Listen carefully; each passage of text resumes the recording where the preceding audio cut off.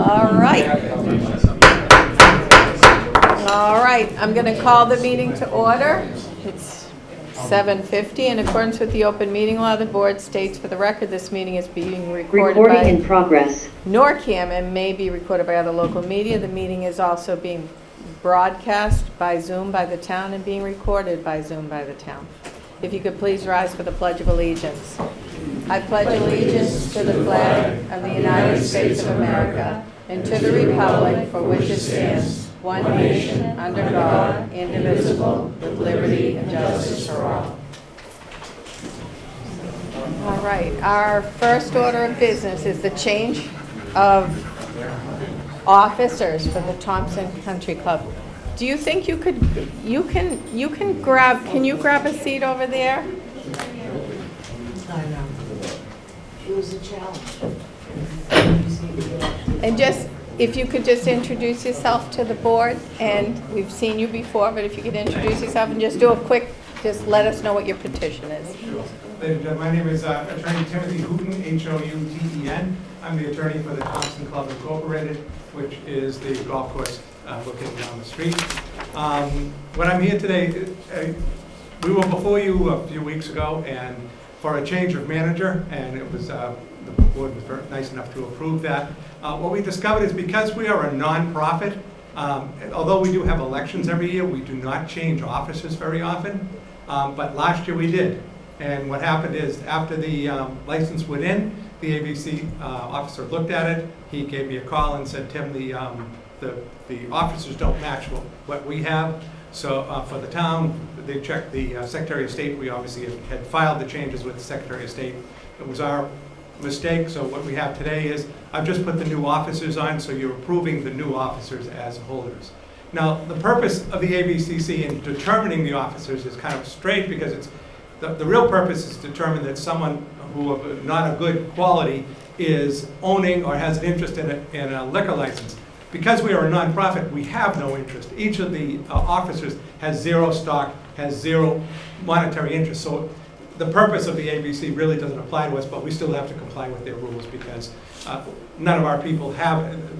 If we were to sell the club tomorrow, none of the officers get anything. They don't own the club. The club is owned by the members. Okay. All right. Fairly straightforward. Do I have any questions for my colleagues?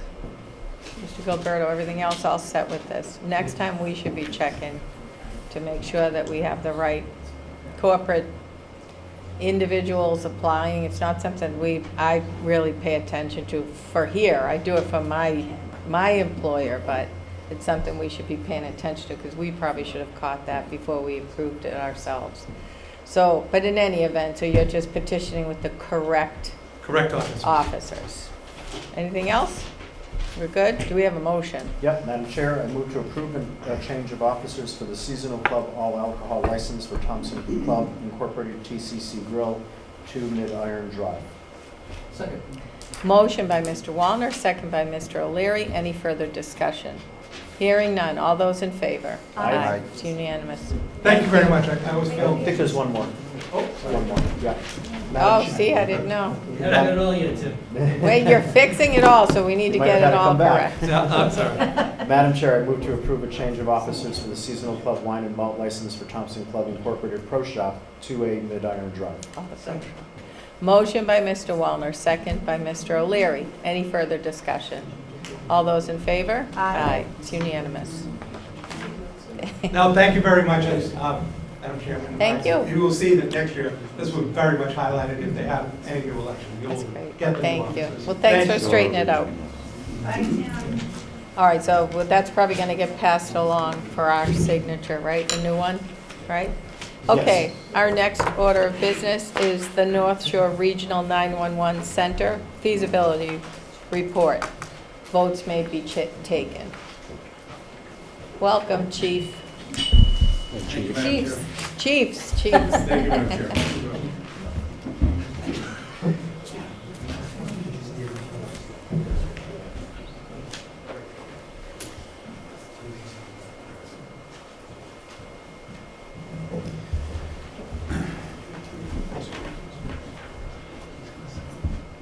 I believe the TA is going to set up our All right. Madam Chair, while he's doing that, I'd just like to introduce, as everybody knows, Fire Chief Don Stats to my right, Lieutenant Joe Thibodeau to my left, and Mark Zimmerman behind me. Both lieutenants and Chief Stats have been instrumental in doing our research behind not only the feasibility study with the rec, but also exploring civilian dispatch, having it in-house, and also whether or not we just stay as is. So we do have a PowerPoint that we'd like to go through. I believe there's, the TA had previously submitted to your packet the feasibility study. It has this type of cover on it. So if anybody's gotten a chance to look at it, there's a lot of technical, logistical things that are in that study itself. We've pulled a lot of that out of the feasibility study, and it'll be part of our presentation here. Please, if anybody has any questions as we're going, feel free to ask. But we're going to give a little bit of a history of where our dispatch has been, is now, and where we would recommend that it go. So we are all set. We will begin. So we're going to, the PowerPoint's going to cover the history of our police and fire dispatch. We're going to give you a comparison of the regional, which is the rec center, which is up in Middleton at the Essex County Sheriff's Office, compared to an in-house civilian dispatch, and then the police and fire recommendations where we believe that civilian dispatch should go. And then we'll give you a timeline if you so choose to explore the rec. So just a little bit of history of what this dispatch is. So we, normally we all 911 call takers, but we also dispatch police and fire to their own calls for service. And we have the ability, right, as it stands now, to interdepartment transfer calls between the departments. So dispatch is more than just answering 911 calls. We dispatch other 911 calls. We dispatch staff to calls for service and provide support to staff in the field, especially during a critical incident. There's a lot of logistics, resources that we need to get to the scene. So that's what our dispatcher does at this point. On the police end, we have a lot of walk-ins, probably about 15 to 20 a day, looking for reports, using our prescription drop-off box, looking for accident reports, firearms licensing and whatnot. So we have a lot of walk-ins, and the fire as well, looking for permits. So the dispatch handles that as well. You know, the fire side, they provide the emergency medical dispatch, which the chief can explain a little bit more about. But the dispatch itself is its own profession. Our police officers and firefighters, as you see down through the presentation, we have 32 police officers, 22 firefighters, and we have to train everybody as if this were their full-time job. So currently, we operate the 911 dispatch and police by one sworn personnel, and the fire department has one sworn firefighter. By standards, you know, in a critical incident, 2 should be staffing dispatch. We're just going over some of the public safety roles in the state 911 system. State 911 was created under mass legislation in 1990 and is funded by a surcharge on cell phone usage. In the early 1990s, North Reading Police became the town's primary public safety answering point for state 911. It was provided with the equipment and the training to support that role, while the North Reading Fire Department became the town's secondary public safety answering point in the early 2000s and also became the town's emergency medical dispatch provider, which provides standardized, approved medical triage questions and guidance over the phone to callers. While the original 911 system provided only identification of landline addresses, next-gen systems allow for pinpoint mapping of landline and cell phone calls, as well as texting and video call taking, which will require an ongoing level of proficiency and training.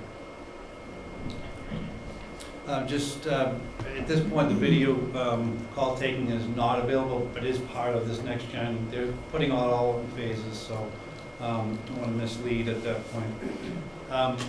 So if you remember, or some select board members were on back in 2014, as part of the strategic plan of the select board, there was a request for departments to start to look at regionalizing services.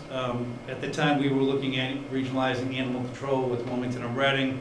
That did not work out between the two communities, but there was also discussions about police and fire regionalization, and also combining the dispatch between police and fire. And in my FY19 budget, we had requested a civilian dispatch program. We were planning on implementing in the police department first and phasing in the fire department. There was some funding that was approved at town meeting, but as you'll see a little bit further in the PowerPoint, there was some strategic things that needed to be done. So between the town administrator's office, the select board, and police and fire, we were able to, we pulled that plan back and we were able to start those discussions. And myself and the fire chief met with regional, state 911 to kind of explore what their options were for us as well. So as I've already said in some of these prior slides, and the chief, dispatching is becoming more and more complex as a profession in and of itself. The fire department has 22 personnel and the police department has 32. Each of our departments have members that may only see dispatch duties once a month.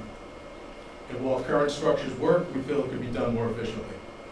Public safety dispatchers handle calls in high-stress environments, dispatching personnel, recording information in multiple records management systems, and providing and anticipating logistical needs and resources to emergency crews on scene. Having dedicated civilian dispatchers would fulfill this need by doing so, freeing up additional police officers and firefighters to respond to emergencies and provide the community with better service. Having civilian dispatchers would allow both departments to meet the needs of our growing community. It's something our contiguous communities have already recognized and adopted in either an in-house model or for a regional dispatch center.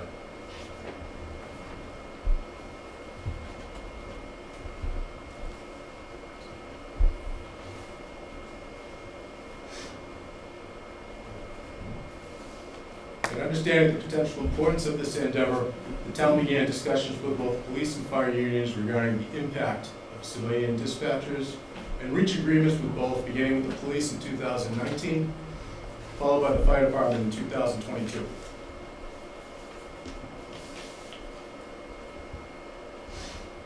In early 2022, the select board authorized the North Shore Regional to conduct a feasibility study to determine the impact that North Reading would have on the North Shore Regional Dispatch Center if North Reading were to onboard, and would also determine if there were any costs associated with North Reading going to the North Shore Regional due to increased resource requirements. The study concluded that North Reading would only have a minor impact on North Shore Regional's operation, and State 911 could offer North Reading a no-cost offer to become part of North Shore Regional for a minimum of 10 years, and in all likelihood, perpetuity according to them. The study also determined that this offer has the potential of saving North Reading approximately $850,000 annually compared to towns operating their own dispatch centers, as well as another $300,000 in infrastructure costs over a 5-year period.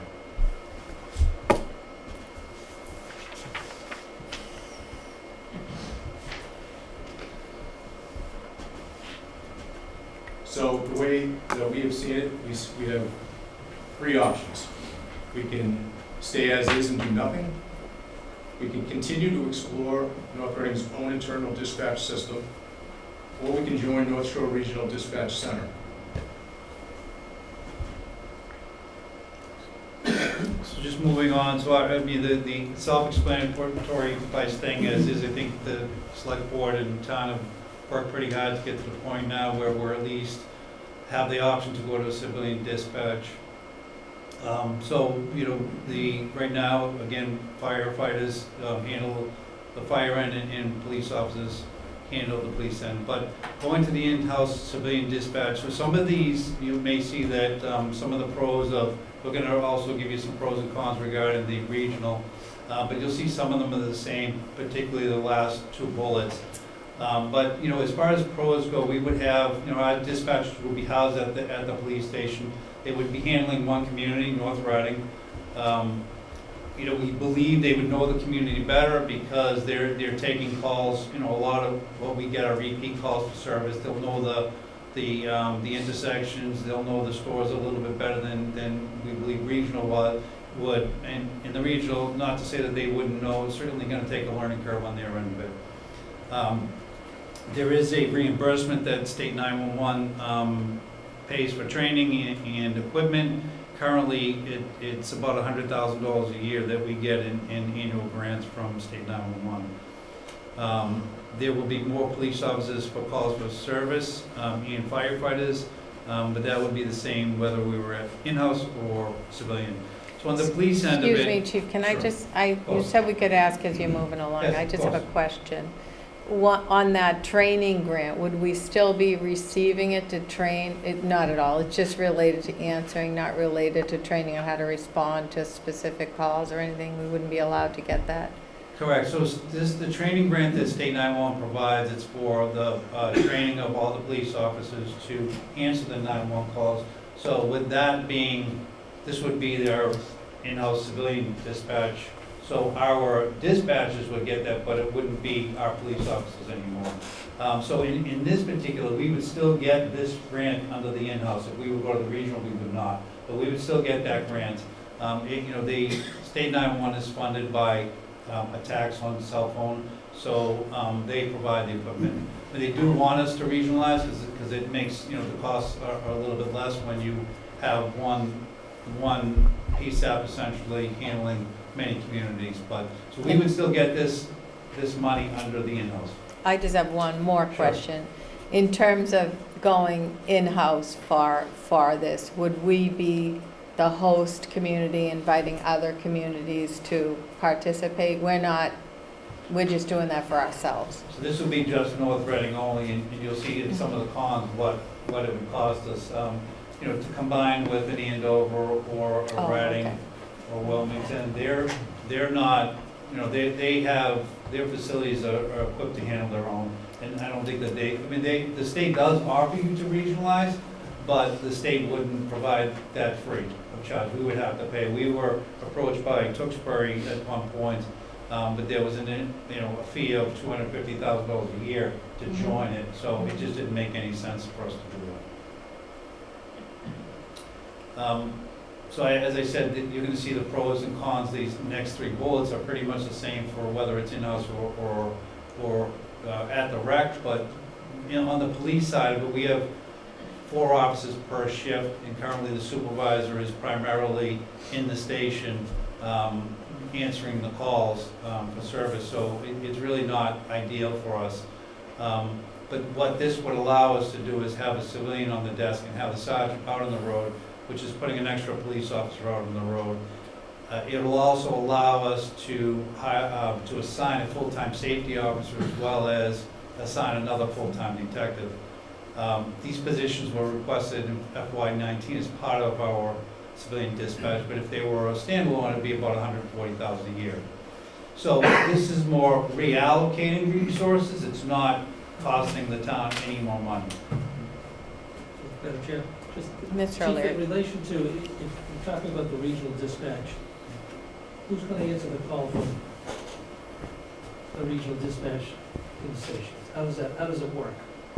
We can talk about that. So part of the feasibility study was the infrastructure. So all of the lines that we have now would be routed up to the regional. So they would answer all our calls, all our business lines. Calls, and then they would be dispatching our personnel that are on the road, Correct. Correct. So there wouldn't be any intercession on our part or intermediary. The only thing that we would have, so nobody would be at the station, so to speak, but our supervisors are essentially handling everything that the rec is putting over the radio. And what happens in the other communities is the supervisor would call in and check in with the rec, get their cell phone number in case there's any direct calls that are needed. Sometimes sensitive calls need phone calls. So they would essentially be our police officer or put in a different location. And again, our supervisor of a shift would be still in the station? No, so we plan on, that we are gonna talk about this, but what we're planning on doing is, what we'd like to do if we go to the rec, we're kind of getting ahead of ourselves, but if we do that route, we would have public safety clerks. Amesbury has a program in place that we modeled ours after, so that's who would be in the station. 24/7. 24/7. That's the model we have in place. But our plan is, the supervisor would be, it's not as if nobody would be in the station. There's roll calls that happen, there's training that happens, there's booking prisoners that happen, there's prisoner watch, there's a lot of things that do happen, so he just wouldn't be tied to the phone. Because we're required by law to sit by that 911, we cannot leave it. So anytime something happens, we have to bring people in off the station to do a lot of the work. This way, they'd already be freed up. But we will get into that a little bit further as we go along. And on the fire end of it, and we'll talk a little bit further about this in a couple of different slides, but this would allow a firefighter to not have to answer calls and be able to respond to calls for service without incurring any additional salary cost in excess of $400,000, as well as you heard during the fire chief's budget proposal, the $450,000 in training and equipment costs, which is a one-time cost. So our in-house, I think this is probably the biggest con out of everything, and there are some issues with retention of employees and residual retirement costs, but the annual cost to have a civilian dispatch program is, we looked at Wilmington, Reading, Andover, and Danvers. The lowest being $700,000 a year, the highest being $950,000 a year. Speaking to those communities, they have to manage and supervise all the personnel, which can be, when you're getting into 6 to 8 employees and training them, it becomes almost a full-time job. But the biggest issue is retaining employees. This is the type of job where it's very difficult to retain people. It's stressful. Some use this as a stepping stone to be a law enforcement officer or a firefighter or in the first responder field. So it's difficult to keep people in. So there's that training that continues to happen over and over and over again. And then, we don't have the exact retirement costs, but there's obviously, when you have employees and if they do spend their career here, there is residual retirement costs. Excuse me, Madam Chair, Yeah, just in Mr. relation O'Leary. to the retirement cost of the regional center, I would assume there's a shared cost of retirement on that, There's no cost to us. if state employees? Right. Okay. So this is our pros and cons. The next slide.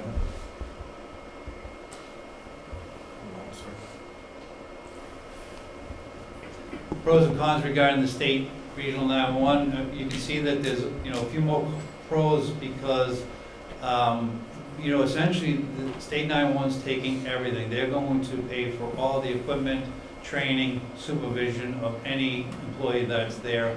Right now, the police department budgets every year just over $24,000 for our police record software. State 911 would absorb that cost because they would have the CAD system there. We'd still have access to it like we do now. The officers would have it to write reports, but they would dispatch, they would pay for that as part of onboarding us. They'll also pay for our code red, which I think is under the town administrator's budget. And then about $4,200 with air cuts that we use for our police and fire use for their modems on their laptops and the cruisers. State 911 has 4 to 6 staff per shift. As I said, we would have, on the civilian end of it, we would have 2. This redundancy built in, so if there is a critical incident and they need to put 3 staff on one particular community, they have the ability to do that. Which, during, like I said, it's just more efficient during a critical incident. Again, going back to the pros, I'm not going to repeat it all, but it essentially allows us as the police department to start to really grow with the community. I think this will allow us to grow in the next 20 to 30 years without hiring any additional personnel. We would be at 32 officers for a very long time. And on the fire end, same, they would be able to have 4 firefighters going out the door without incurring any additional salary costs. So some of the cons that we have heard of is there is a little bit less local control. The police chief and the fire chief are on the board which meet once a month, so they talk about any issues that they have, but they're not our employees, so, you know, everything would have to go through state 911.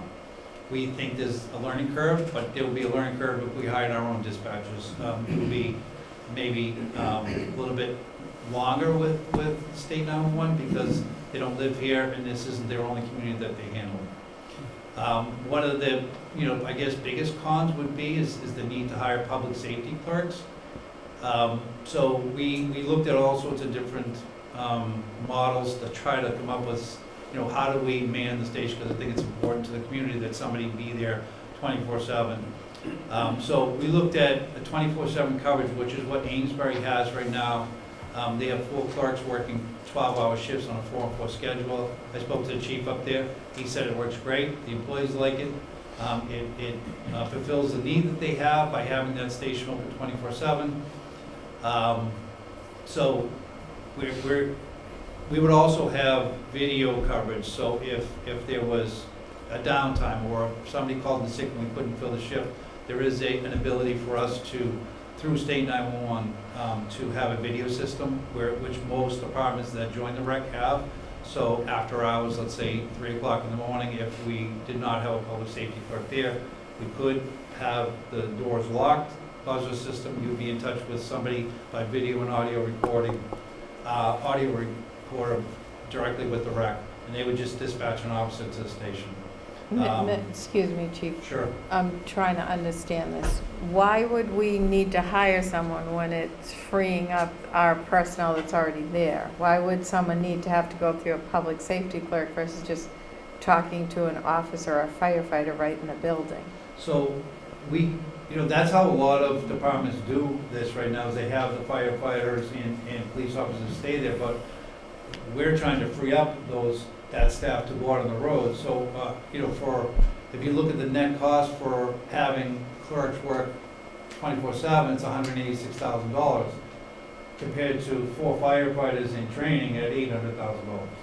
So it makes more sense to put this public safety clerks on the desk as opposed to a fire department. Same thing with police officers.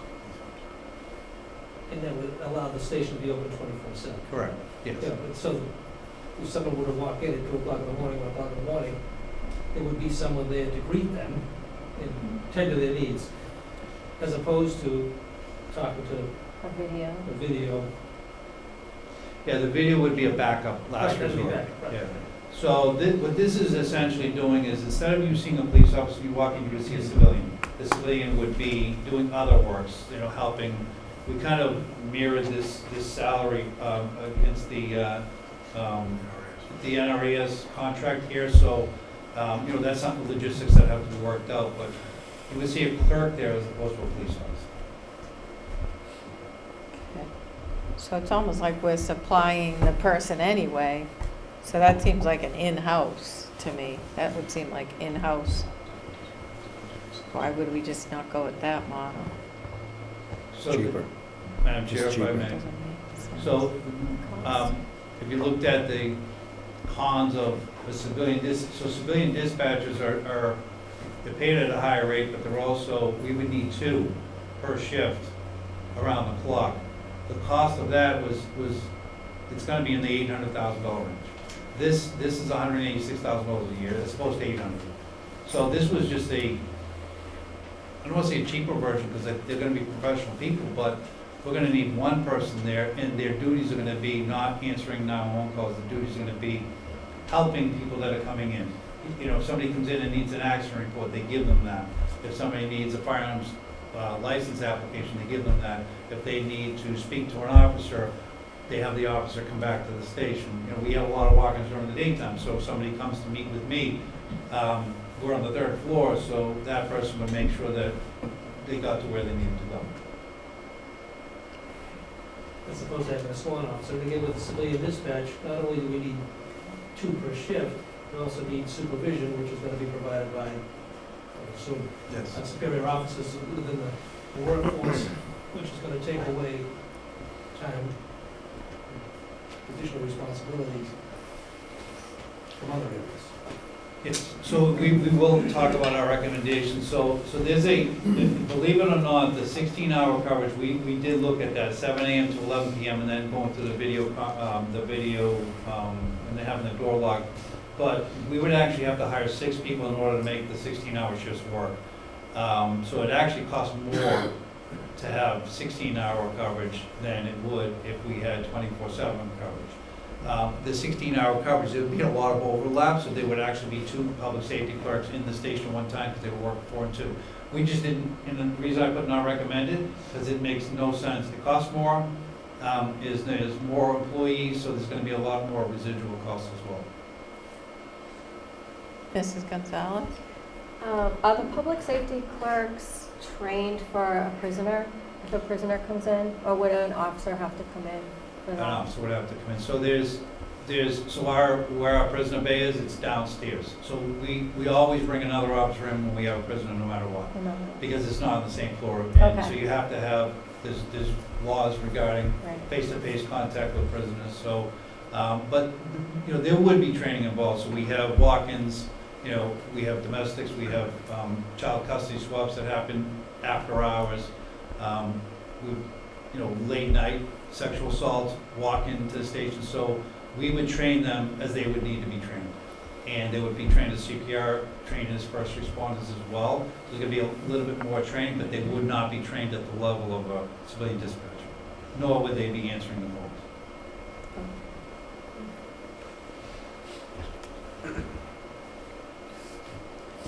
So in speaking about some of what you've already heard already, the reallocation of resources, for the fire department, this frees up our dispatcher, and he basically gives us another firefighter on every shift without incurring any additional costs. And as you've already heard, and I'll regurgitate again, those costs are pretty substantial at salaries of approximately $400,000 and training costs of approximately $450,000.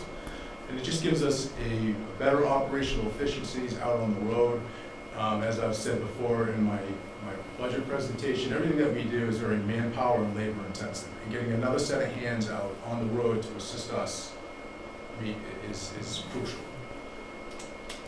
And Mrs. Gonzalez? basically, sorry, That's okay. we're paying them anyway to sit at the desk. Correct.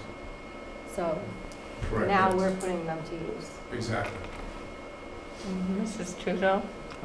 Where do we come up with the 4? I'm just curious. Why, if we're only having one other firefighter out there, right, that doesn't have to be at the desk, Yeah.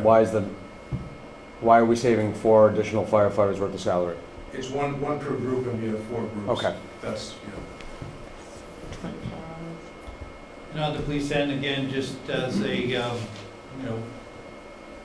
reiterate again, having, back when I had come in and requested a full-time detective and assigning a full-time safety officer, prior to my 29 years ago and even before that, they had a full-time safety officer with the North Reading Police Department. Now we have an officer that we're fortunate is working the day shift that's handling these duties, but it doesn't always work out that way. It's a full-time job in and of itself, so this would allow us to be able to dedicate somebody specifically to that. And our detectives are, full speed ahead all the time, so having an additional detective would help solve a lot of the cases that we have outstanding.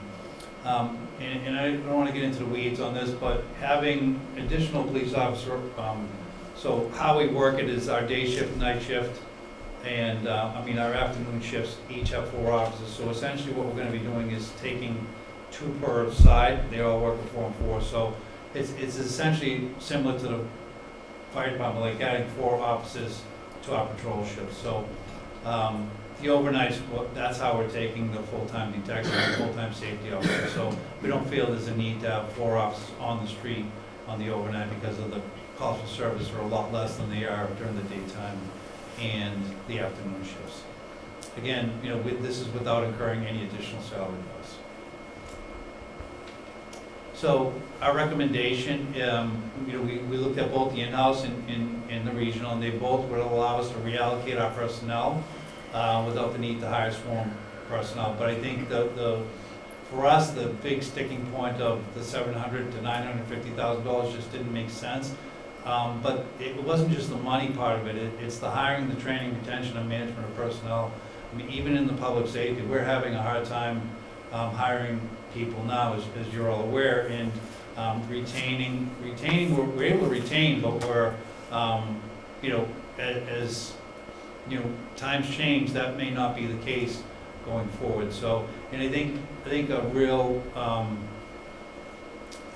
disadvantage is managing the personnel in-house, if we had a civilian dispatch, because it's an additional 8 to 10 employees, and again, they're always either leaving to either become a police officer or firefighter, or you know, stress does affect them a lot as well. So that is our recommendation on what we would recommend that happen in the future. When it happens, we can talk about the timeline a little bit on the next slide. So next steps and timelines by the board. If the select board were inclined to, they could vote on this to pursue onboarding with the North Shore Regional Dispatch Center. Were that to occur, North Shore Regional would then present that to State 911. If approved, the select board and State 911 would execute an intermunicipal agreement for dispatch services. State 911 estimates onboarding to be approximately 1 month from the agreement. 12 months. 12 months. And that would, if we were to move forward, we would expect a July 1, 2024 transition. Let's go to questions from my colleagues. Mr. Wallner? If I can. So I think what I heard is your staff doesn't have to increase, you're just reassigning people who are normally behind the phone to actually do what they're absolutely trying to be doing. So that's what I heard. Correct.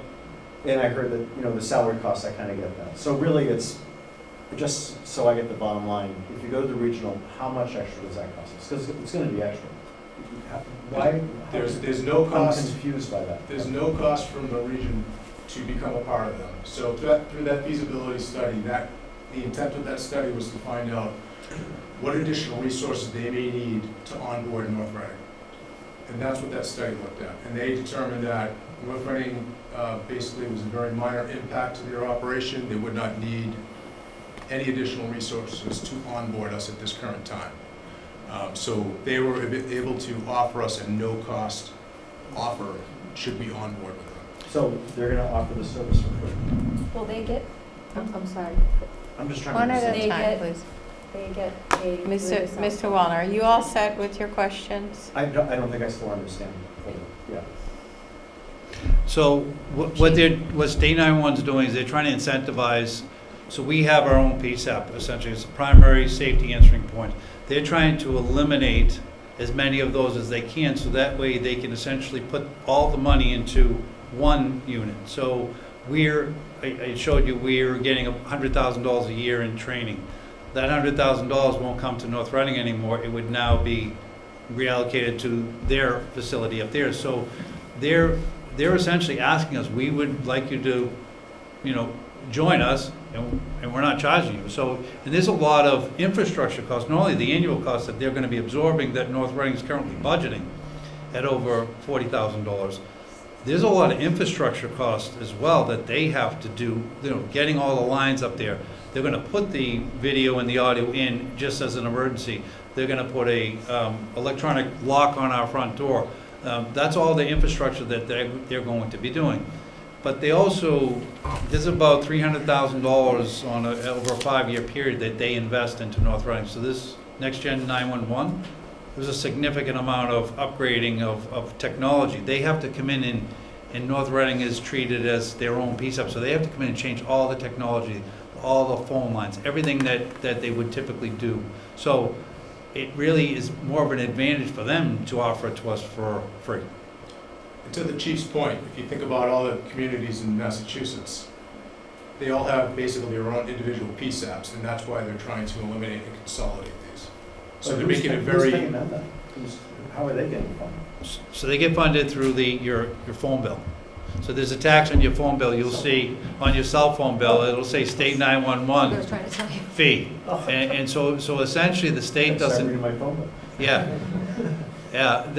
one of the slides, it said that that's how it's all paid, and I if you look at, missed that, so. if you look at the feasibility study, it'll tell you as well. So that's how the state 911 is funded, primarily. I'm sure there's other funding sources that they get from either the federal government or other telecommunication companies, but it's all through your wireless bills. Okay, thank you. Good. Mrs. Gonzalez, did you have questions? No, I was just trying to answer his question. Oh, I'm sorry, okay. Other questions? I have some questions if my colleagues don't. And I think maybe we might need to have you, do we have the feasibility study in the packet? Yeah. And I think, unfortunately, I think we might need some more time to digest this, especially given the fact that we have all of our departments here ready for budget hearings, and we need to hear from them, and the hour is late, but I do have 4 questions for you. If there's a possibility that you could answer them quickly. Where specifically is the North Shore Regional 911 located? So it's on Route 62 at the Middleton House of Correction. It's the Essex County House of Correction, and it's just at the entrance. How many municipalities are members of this state 911? 6. There's 6 currently. Who are those communities? I had to ask. So I do know Amesbury. Middleton is the one. Manchester just joined, I believe. Those are the ones that they're in the feasibility study. We're not prepared to answer that right now. Okay. We will get that for you. And They're smaller communities. And the owner or the manager, is that a private company that's hired by the state to manage this? So it originally was, so 4 or 5 years ago, it was a private entity running it, and it wasn't the most efficient. State 911 took it over, and that's when they started getting out to the communities, and they wanted more and more communities to be part of it. So State 911, they run it, they staff it, they oversee everything. Okay, and then I just have 2 more questions. So this 100,000 that we're getting annually from a grant to train right now, that's gonna go to them, to the state 911, and we'll have free for 10 years. And then what is our membership fee going to be based upon? Number of calls? Did they give you an idea of what that cost would be? So essentially, we asked that question because we wanted clarification, and essentially they said in perpetuity. That's what they anticipate. They don't anticipate any cost to North Reading. Chief, I have something to add. Yes, Chief. Yes, ma'am, thank you. So the 10 years that you see mentioned in the feasibility study is based on the longevity of the existing IMA, and that's renewed every 10 years or looked at every 10 years. The way it was explained to me, because I did ask this question, was that if we were onboarded now with a 0 cost, we would essentially be granted that going forward, whereas additional communities that come on and they do feasibility studies, at that point, if resources are required to onboard those communities, they would probably be assessed those costs, not the ones that are currently enrolled. So it's like a fee, like a privilege fee for joining into the group. Okay, Chief. I do have, so it's Essex is the, and Topsfield, the other communities involved, as well as Wenham. I think I might want to actually offline pick your brain, Chief, because I don't understand the purpose of having to incur an additional $200,000, at least this projection, for clerks if we're freeing up personnel. And my understanding, and I could be wrong, there's always an officer in charge or a supervisor in charge there to handle individuals that walk in. So why would we then be adding extra staff? Is it because the supervisor has to leave and lock the door? Or I don't understand why we would need extra people to address people that come in.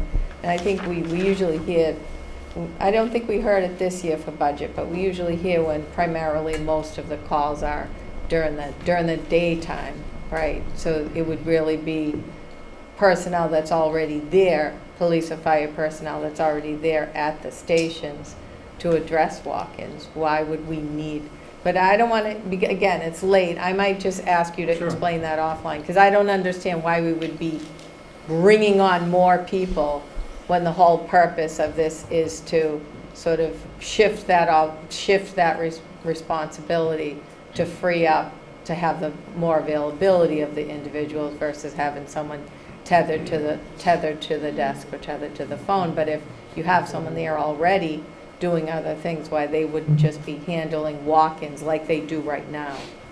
I don't understand that, so. But everybody else seems like they're okay with that, so I probably should just address that with you offline. And Mr. O'Leary. It just, so I conclude, first of all, I appreciate you bringing this to fruition. This has been in the works for several years, and it was part of the goals and objectives to objectively look at, civilian dispatch, whether it be in-house or through the regional center there. But also, I'd like to acknowledge the appreciation that we have for the unions who are sitting down and working with us, so that through the collective bargaining agreements, that we can come to some conclusion with them to open up the opportunities for the community to even look at civilian dispatch, whether it be in-house or through the regional facility. I mean, it's a huge step. We obviously have some demands and some needs within our departments, to grow and to reallocate our resources, and this is just, one piece of the puzzle here to assist us in making some big decisions to address our needs. So, I appreciate you bringing it to a conclusion for us so that we can have something to actually look at and evaluate. Appreciate it very much. Thank you. All right. Mrs. Gonzalez? How soon would you like us to have a decision? Is it something you need to have soon? Preferably, the answer would be yes, because it's a one-year onboarding process, and if we fall behind another community, now we're 2 years That behind. changes things. Yeah.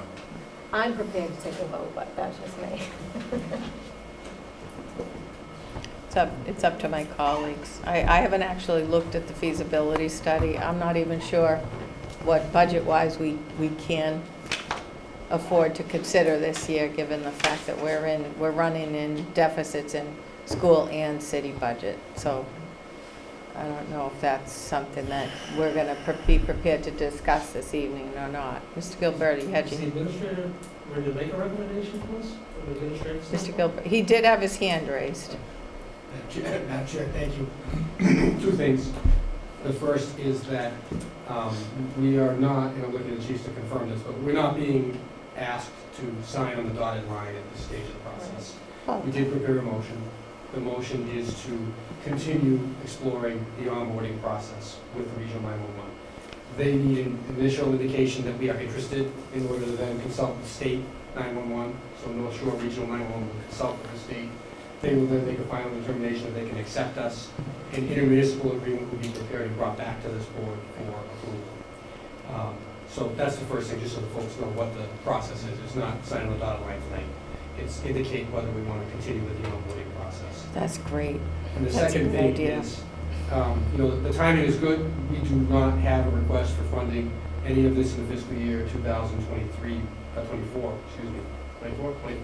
budget process, as you know from the hearing this afternoon on Saturday, the 3rd, I think it was before. But this will allow us to kind of have a head start with regard to the planning, and so hopefully that Okay. helps. That's great. Helps me out. Anybody else? We're good? So I can read a motion? Let's do it. Madam Chair, I move to proceed with the onboarding process for the town of North Reading to join the North Shore Regional 911 Center. Second.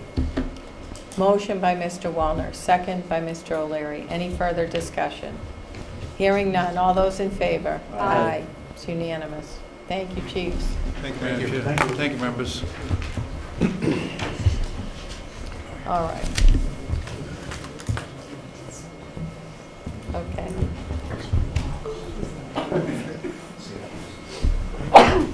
Bless you. so cold in It here. is so crazy. All right, next order of business is wastewater sewer project. Votes may be taken.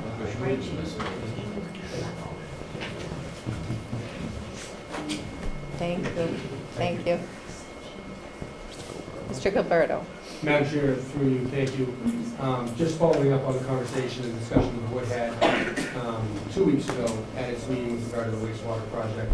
There were some questions that came up with regard to the issue of privilege fees or connection fees, and we indicated that we were working through trying to get firm answers. And we are still working through that process, both with town council and with the State Department of Revenue, which would have an important say sort of after the fact, when we're dealing with the financing, when we are submitting our annual reports to them. So we are continuing to work through, we are close to having, I think, all of the questions and scenarios answered to give something to the community that is usable for deciding what the right course of action is. We know we will not include a betterment based on the board's vote 2 weeks ago. It would only be a privilege fee or connection fee scenario. But we're not prepared to go through that in detail this evening as we're still gathering that information. So my recommendation is we continue the discussion at the next board meeting where we expect to have more information. The second thing I will note is that it has been called to our attention that there is an information session scheduled for the first evening of Passover, I believe, next Wednesday evening. So we are looking at scheduling an additional, this was a virtual information session, so we are looking to schedule an additional time, and we'll put information out as soon as tomorrow with regard to that. So that one's definitely going to be postponed till a I different date. believe it's in our Yeah. interest to postpone it. We considered adding one, and I know we mailed to the ratepayers and utility bills and informing them, but I think in the interest of having an inclusive information session discussion, we don't want to have a discussion on the night that folks might not be able to participate in it. So we would look to schedule another date, most likely toward the end of April or early May. Okay. And at the moment, we are still looking at a potential, I say potential, May 15th special town meeting. To be clear, no warrant has been signed, that date has not been confirmed at this point. We'll continue through that process. I know people that have their eye on the calendar. We want to make sure that folks have the appropriate amount of time to digest information in light of the board's recent decision with regard to that. So just for the recap, when we were looking at those three options, there was the first option of no betterment, no privilege fee. The second option was betterment, No, yes, and the third no. the betterment. Second was privilege connection, third was betterment. Second option was privilege connection, and the third was betterment. And a privilege fee, I think, was attendant to that third option as well. So just for clarifications, we did vote to pull off the option for betterment assessment. And so we're looking at either just a straight, no privilege fee or privilege fee. And I think it was consensus, at least of the members that were here discussing it, that privilege fee was, likely the route to be taken, which was at the time that a parcel owner wanted to connect, that there would be a fee attendant to that, and it was tiered. And we were trying to determine, is it locked in at the time of the town meeting vote, or can we go to DOR and see? We were trying to get some more edification from DOR to determine, is that something like Mr. Wallner had suggested that, a $20,000 privilege fee to tie in 2024 is not going to be the same as a privilege fee to tie in 2034. So could there be some sort of an escalation, I think you said tied to Cost of living or whatever. cost of living adjustment or some type of, interest rate? And then we were left to try to determine, is that an option for that particular option if we were to vote to recommend that option to town meeting. So we're still not finished getting the information on that yet, whether we have to just, as a town, vote, if we're gonna do privilege fees, here's what they are, and vote at the time the project is voted, or if we can have a different variation of that says, if you tie in 2024, if you tie it in 20, and it'll rise based on whatever it's tethered to inflation rate or something else like that.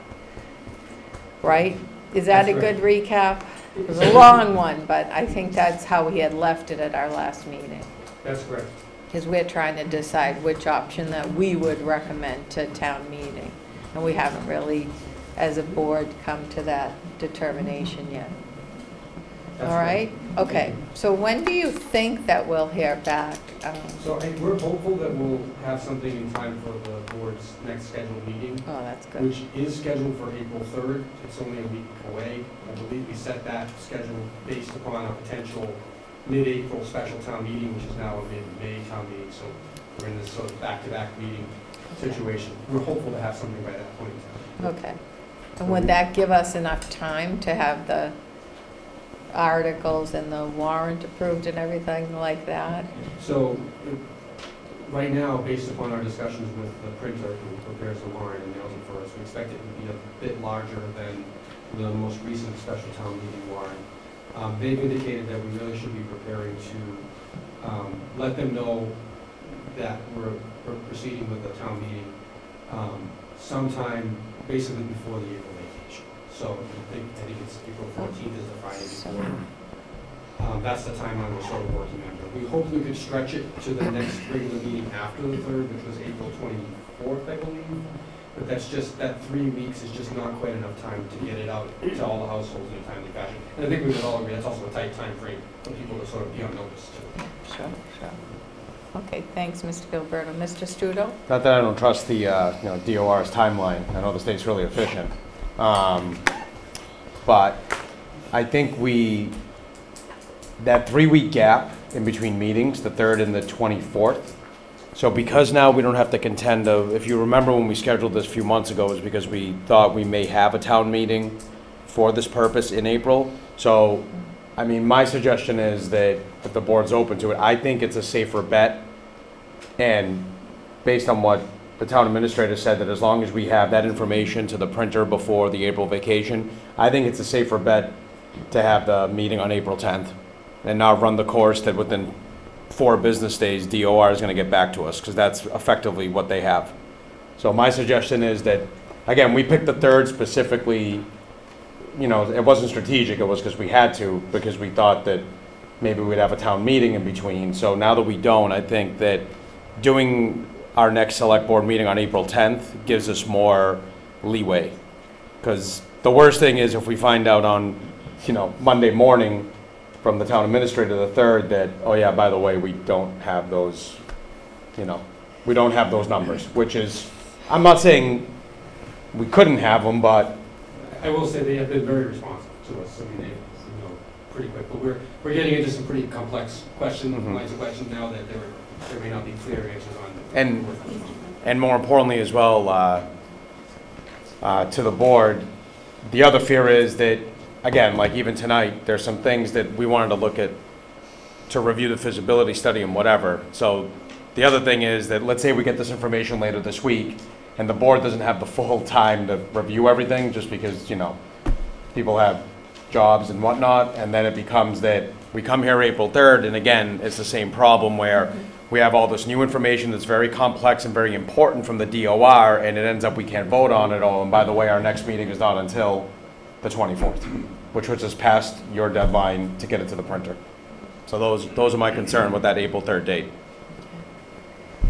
Does it matter that that following week is Easter Monday? Is that one on the list of clerk stats holidays? I believe the holiday itself would be the Sunday, which we normally do. Yeah. I'm not aware of a prohibition Okay. on Monday.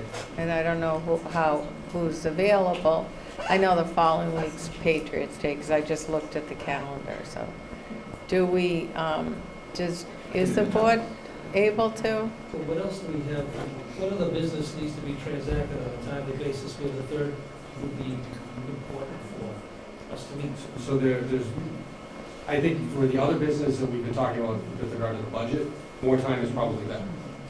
But there is an item that's come to our attention today. It's St. Teresa's Church is apparently looking at an event on The 8th, they're looking for a license for a one-day alcohol service that we would certainly want to respond to.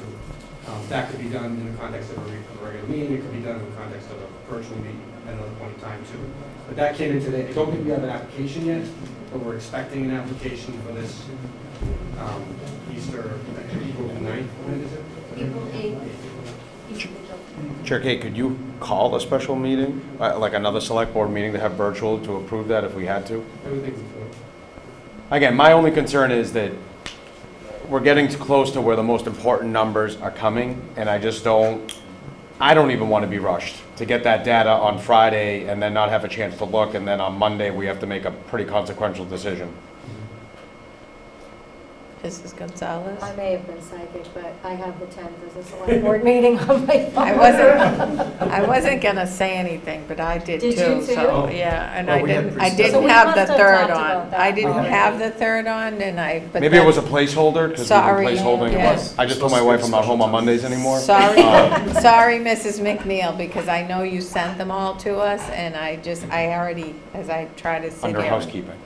I had them both down, the 3rd and the 10th. I The did 10th too. was supposed I to be think the that's special what we town meeting. originally did, Because the right? 10th was supposed to be the special That's town right, meeting. that's That's right. right. I can So do we that. already have it on our calendar, so we'd get the 3rd off. So would the members be amenable to, if the church does submit a one-day Sure. petition, that we might be able to address that just by the Yeah. call of the chair for a special Sure. meeting, a couple of, like a virtual meeting that we could do? We've done that before. Yeah, we'll I do think that. we have, yes.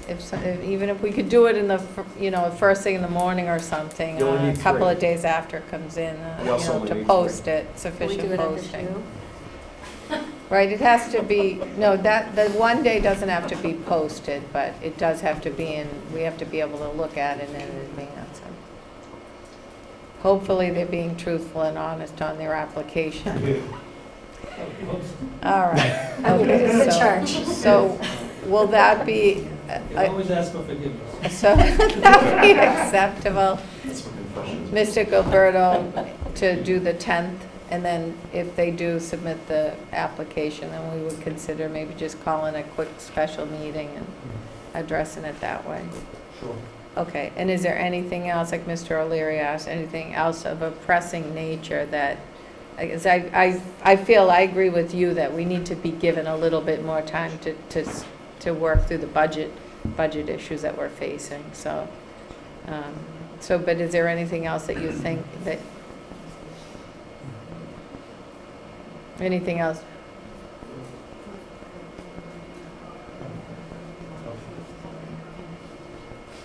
Nikhil's just suggesting I review our draft agenda for the 3rd, make sure I haven't missed anything. Okay. So I'm going to do that very quickly. We can probably come back to it, but I think I had the same thing. I think we're okay looking quickly at that draft. Thank you. Yeah, because I do want to get to department budgets. We've had people sitting here for a long time, and I'd like to get through those if we can move on to that. It's late, it's 9 o'clock, and they've been here since this morning, so. Can we just tentatively say our next meeting is the 10th? Yep. Okay. And unless we call the special meeting on a one-day license, which we can handle virtually, as long as we have a quorum. All right, so let's move on to the next order of business, which is the FY 2024 departmental budget hearings, which Board of Health is the first up. And for our members and colleagues looking in your packet, it's 253 in the budget book.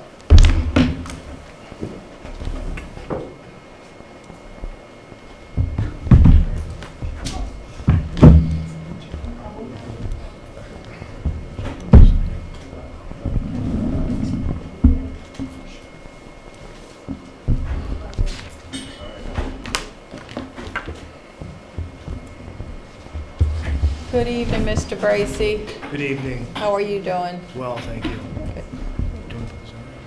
Do you have it up? I'll put it here because it might make it easier for you.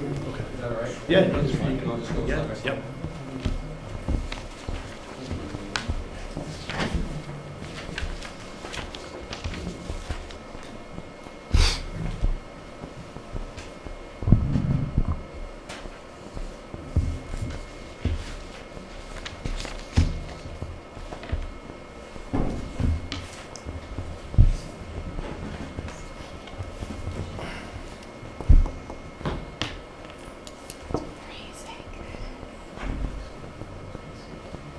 Somebody needs to turn the air conditioner off. Or turn the heat I on. don't think it's on.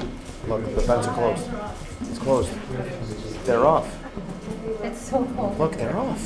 That's impossible. You're a witness. No, see, the vents are closed. Just stay next slide. Okay. Thank you. Are we good? I think so. All right. All right. Madam Chair, members of the Select Board, members of the Finance Board, Town Administrator, Mr. Gilberto, Director of Public Safety, Mr. Murphy, thank you for this opportunity to present this year's Board of Health budget request.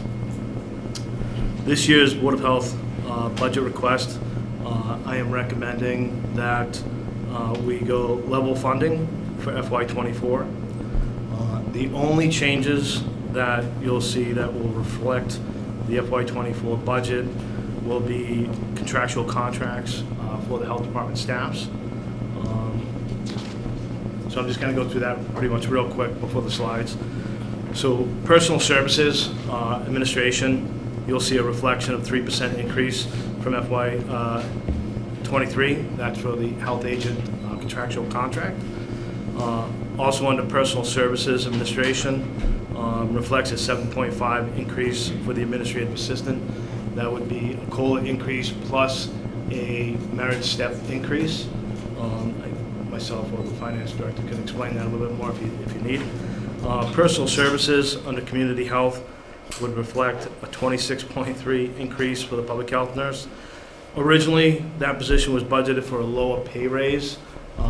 In FY23, that was increased to retain the services of someone qualified, so that's why that number 26.3 has increased significantly on this budget. I don't know if any of the select board have any questions to that. Any questions? Mr. Gilberto? Mr. Grace, what slide would you like me to be on? I'm sorry, but I'm still on the outline. I went through this real quick, I'm sorry. No, you Sorry. can keep Keep going through going. them Go, like go. that. That's Good. good. He said level funded. I was done. I heard level funded, and we've sold had it. us at level We're done. Level funded, all right, good You night. had us at level funded. Let's move on, yeah. That was just right there. We don't really. So the outline for my presentation, I wanted to really kind of keep it simple because we're going to be level funded. It's just basically FY24 budget analysis, request for level funding, the Board of Health mission statement, program and services that the health department does offer, FY22 notable achievements, health department permits issued and reviewed, and performance workload indicators. Next slide, Mike. You're ahead of me. Mission statement. The Board of Health mission statement is to promote, protect the public health, including the physical, mental, and social wellness of all the residents of the town of North Reading. Next slide, please. The services and programs that the health department offers, I broke this down into categories. There's policy and administration, environmental health, food protection program, community sanitation, community health, emergency planning, animal control, and other. Next slide, please. This slide here is a breakdown of each category and the services and the programs that we do at the health department. I won't get into every single one of them. They're pretty extensive, but I felt it was important to show this slide so folks here and folks at home can see really what the health department does outside of Title V and food inspections.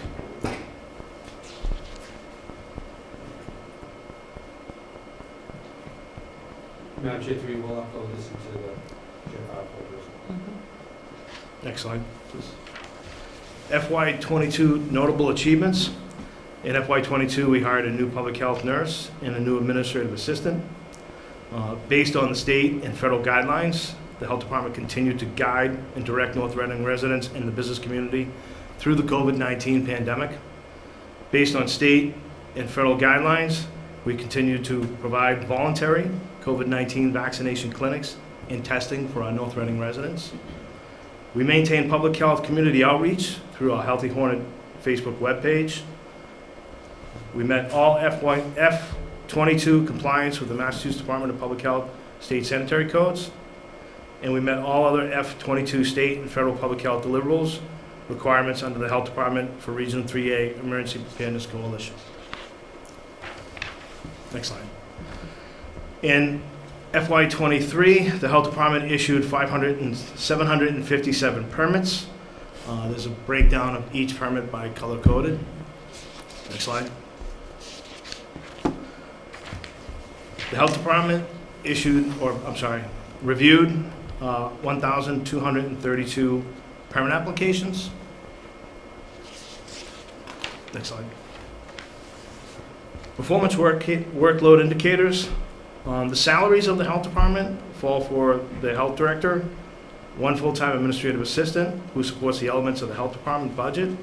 In addition to the full-time personnel, the Health Department also employs one contractual on-site sewage and disposal system plan reviewer, one contractual on-site and disposal system evaluator, and one part-time 24-hour-a-week nurse to investigate all state mandated Maven-reported infectious and communicable reportable diseases and assist with community influenza clinics.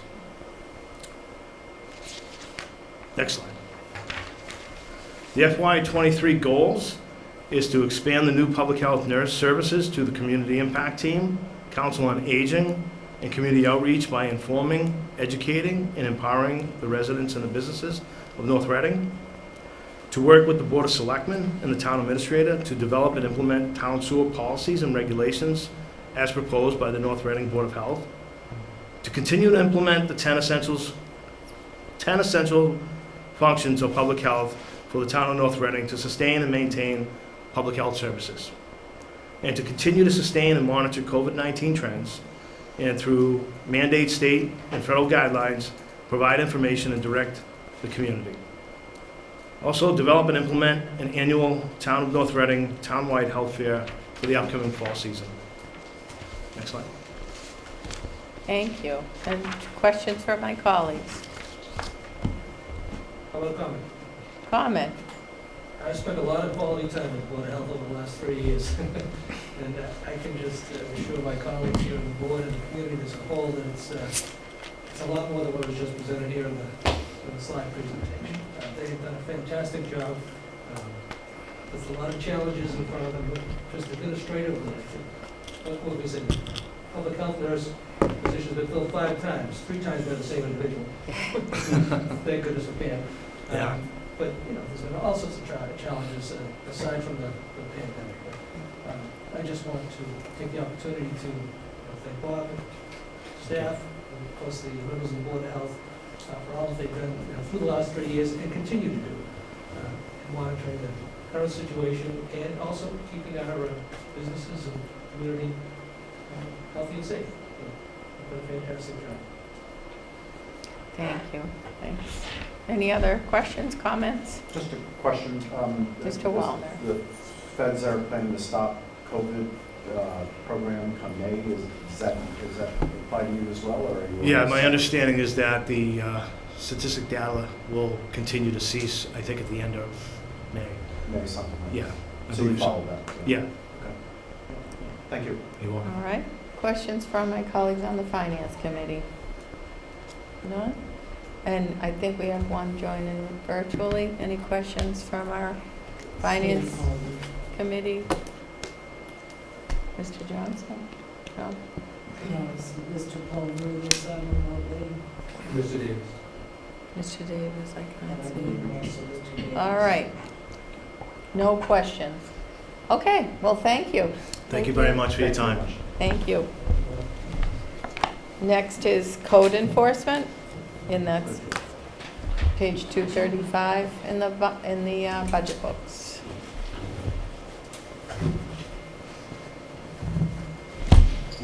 $35? 235 I have.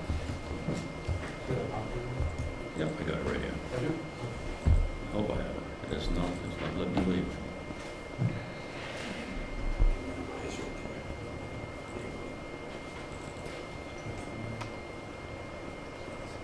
Okay, presentation, that's CBA. That's what we want, this one first. Okay, so I'm sure. Yeah.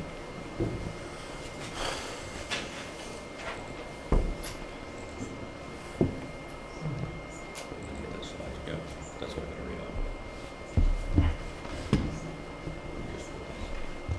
This one? Welcome, Mr. Noel. Good evening, Madam Chair, Select evening. Board members, and Mr. Gilberto. And thank you for finally allowing me to do my presentation. I had to get that in there. I hope you're not asking for any increases. No. Presentation overview, Building Department's mission, notable achievements and growth, performance workload indicators, FY24 budget statement, FY24 goals and objectives. Building Department's mission is to protect the lives and safety of the residents, visitors, and businesses with implementations of proper construction methods relative to Massachusetts State Building Codes regarding all disciplines for roughly 6,000 structures in the town. Building code zoning bylaws are promulgated for the purpose of protecting public health, safety, and welfare. Department oversees remodeling of construction structures in town in conjunction with 521 CMR and/or ADA regulations. Notable achievements and growth in 2022, calendar year 2022. 2,243 permits were issued within the last calendar year.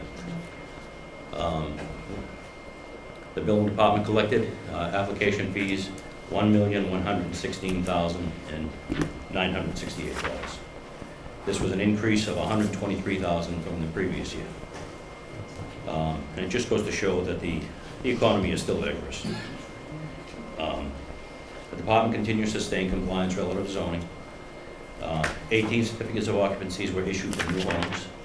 43 certificates were for Pulte. And this is, I think, an indicator that North Reading is still a desirable place to live. The department continues to perform beyond my expectations. Kudos to my department, they're absolutely amazing. The online permitting system has provided transparency within a building department, as well as streamlining the permitting process. Performance workload indicators, building department consists of one full-time administrative assistant, one full-time building inspector, a part-time plumbing inspector, gas inspector, one part-time backup and plumbing inspector, one core electrical inspector, one serial weights and measures inspector, and a full-time building commissioner. It says we only have one electrical inspector on staff and have not been successful finding a part-time inspector. Well, we may have a part-time inspector. We'll know in about a week.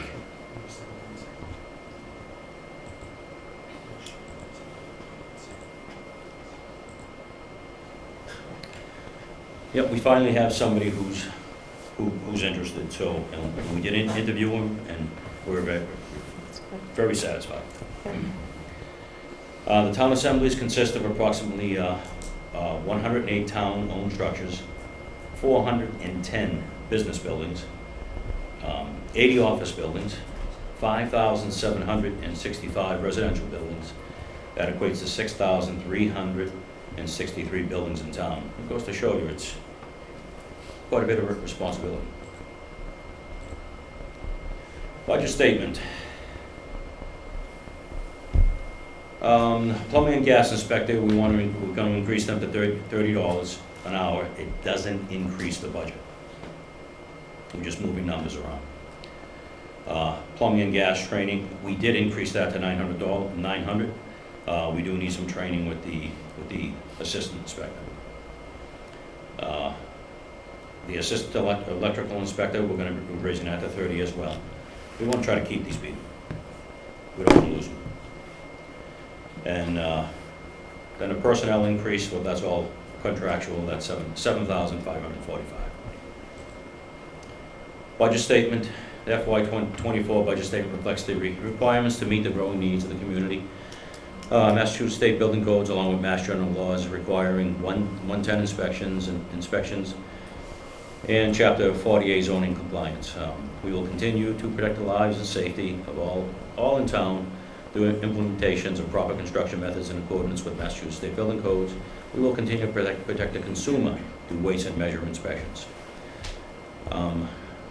And where that says, we look forward to a per diem electrical inspector, and we are increasing the salaries to $30 hourly, and we are hoping to to find somebody, which I think we have. And we're hoping that these people will be here for longevity. Permit fees, inspection revenue. Calendar year 2022, once again, $1,116,968. Calendar year for weights and measures was $14,230. Total fees collected was $1,131,198. This just goes to show you just a pie chart relative to building, 43%. And then we have the electrical is 29% and so on. Oh, I wanted to talk about.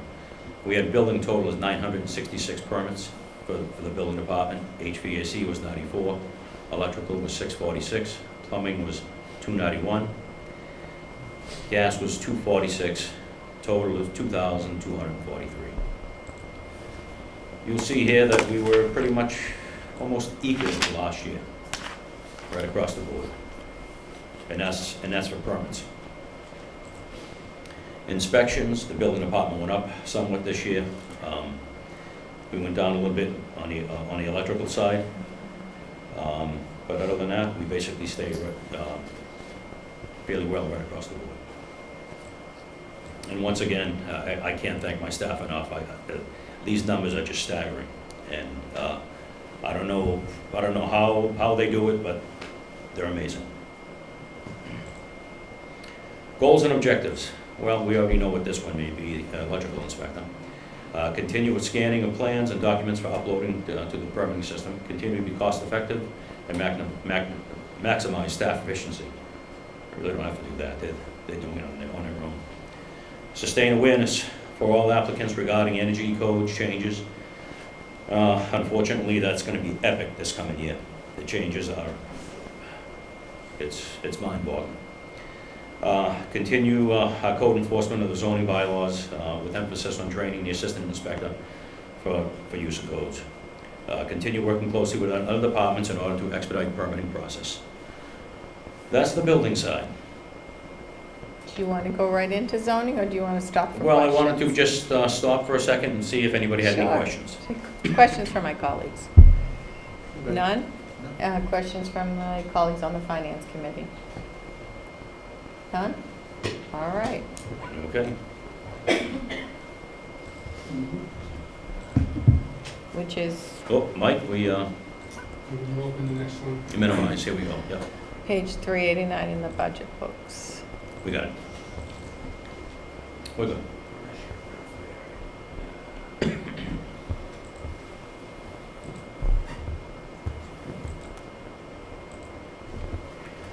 Okay, zoning board of appeals. This is just a presentation overview, zoning board of appeals mission and notable achievements. The board's mission, zoning board's mission is considers appeals of the building official, special permits, variances that may impact the residents of the town. Their efforts and decisions aid in the well-being of the neighborhoods and business districts. They will always try to promote safety with and welfare of the people of the town they protect, and the public health to those that just live and just pass through. Notable achievements in 2022, the board reviewed 11 home occupations, 4 special permits, 7 special use permits, 2 appeals of the building inspector, and 10 variances. The board agreed with the building official that the fees were well below average and we needed to increase the fees for our zone. As of August 1st, 2022, the new fees schedule went into effect. We decreased by the fees going into effect, we decreased the fees by $3,500.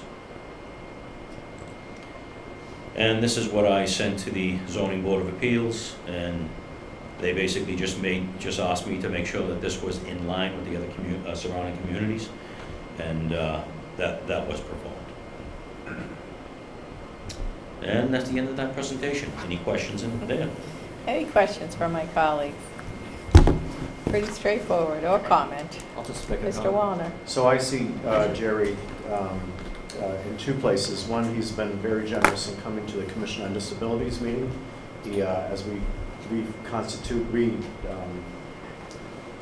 I don't know how you pronounce it, there was nobody there, and then we started a new group. He came in to educate us about how the laws apply to disabilities and things of that nature, and he's continued to come visit at our meetings. By the way, we're meeting at 7 tomorrow.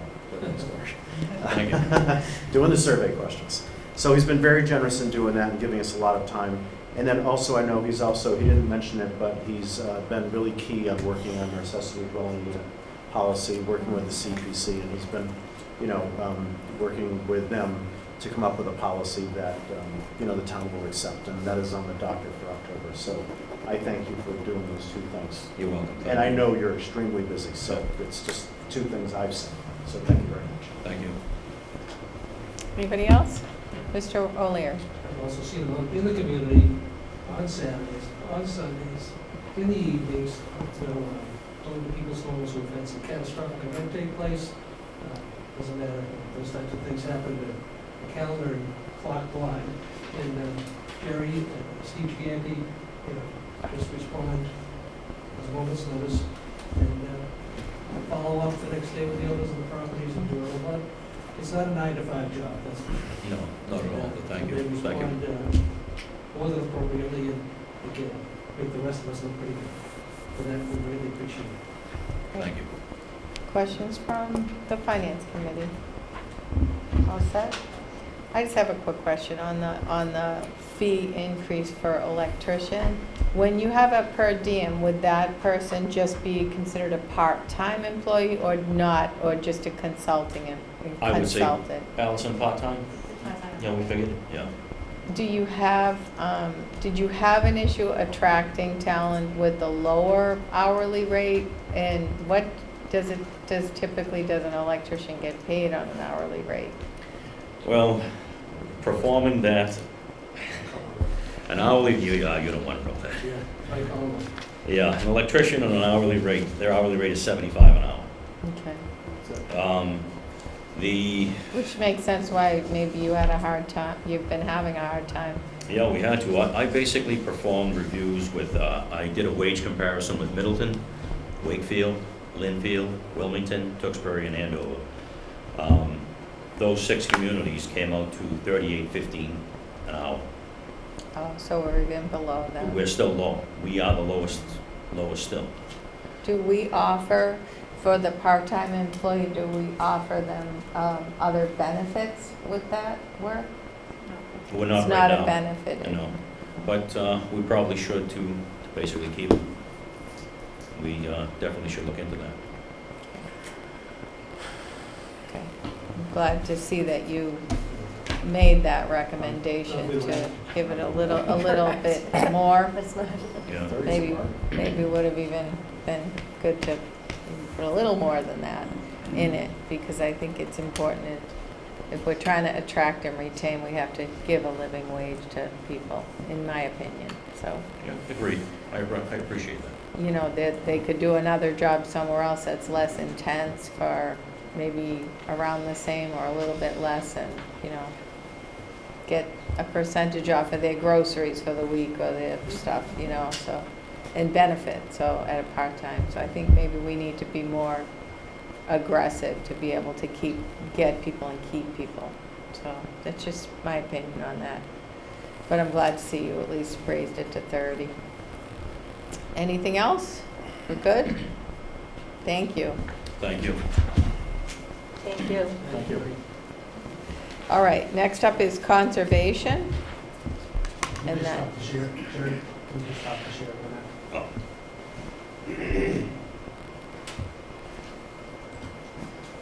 Right, Thank you. Chief? Okay. Right.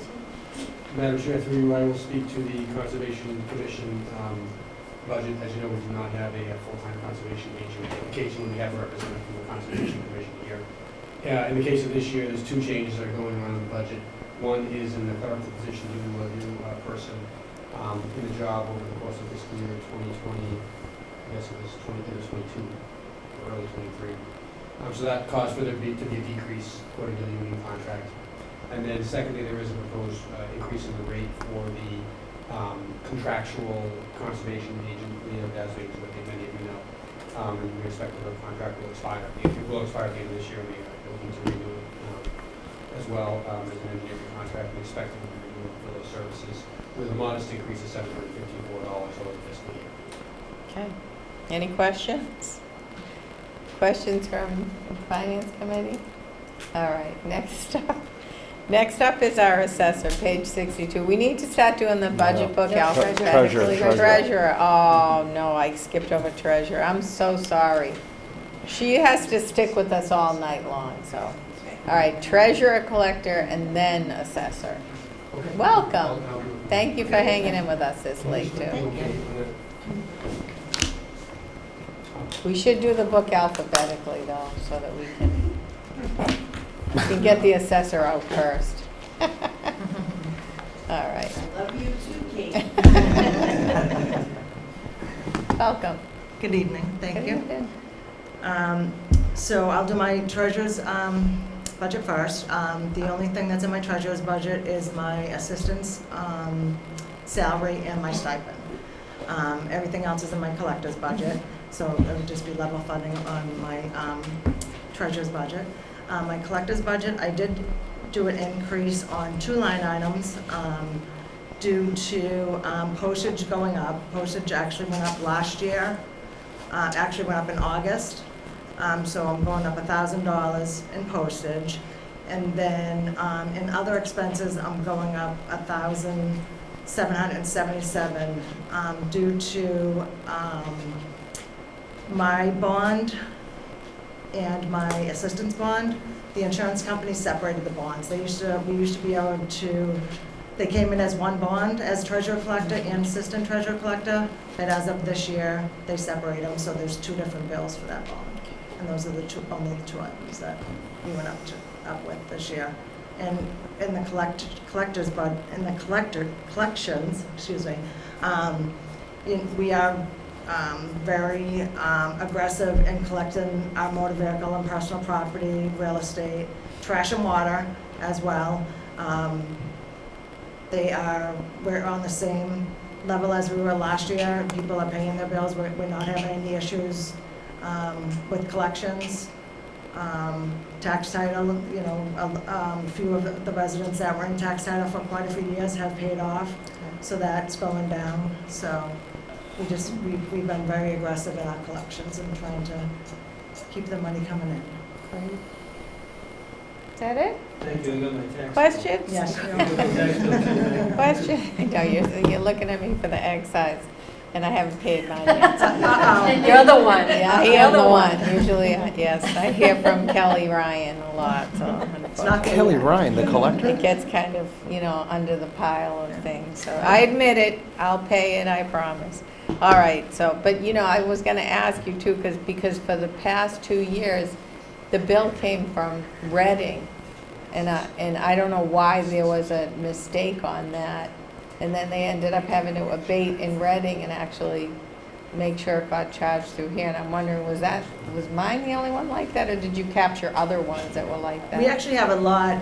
Yeah, that's more for it, yeah, she's raising her hand. Yeah, we do have a lot that happens with. It's either with the insurance company changing the garaging code, or the registry thinking North Reading, Reading's the same, and they just type in Reading instead of North Reading. But we do have a lot of bills in both communities that, usually it's the bills that go out in February, that's our biggest commitment. We sent out over 17,000 bills, our first commitment. So that's the biggest one. So there's usually a lot of errors. So we usually will abate it, as long as you should give us the right paperwork. It's not an issue, we will. They did tell me in Reading, this is just an aside, to call the registry, so I sat on the phone on hold for hours, and I just forget it, just figured, you figured you guys would sort it out, and this year it got sorted out, so that was good. But anyway, that's just an aside. Are we good? Any other questions? All right, great. I think that's it, thank you. Well, thank you. Have a wonderful evening. You too. Thank you for hanging in here so late, too. All right. Welcome. Now we have the assessor. Have my wastewater folder in case. Good evening to everyone. Good evening. Good evening. So the assessor's budget's not changing a whole lot on it this year. The office is running status quo. We're still generating almost 75% of the revenue that operates the town. We do not have any directives from the Department of Revenue as far as things that we need to follow and/or do. We have a clean slate on that. Our next reval will be due in 2025 because we're on a 5-year status now. So, do you guys want me to go through these slides, or do you want to go to page 5 with the changes? Page 5. Page 5. I figured I'd ask. I know that's what I got for information to do. So the biggest changes in the professional budgets line item, the change of that is $20,760. But $10,800 of that is for mapping. So we have brought on a new mapping company this year. It's called NEAR-Maps. And I can tell you 5 departments use it. Police use it, fire not so much. CPC uses it, DPW uses it, obviously GIS, and I'm on it every day. It's a great company. Our total for that is $7,800 for the annual subscription.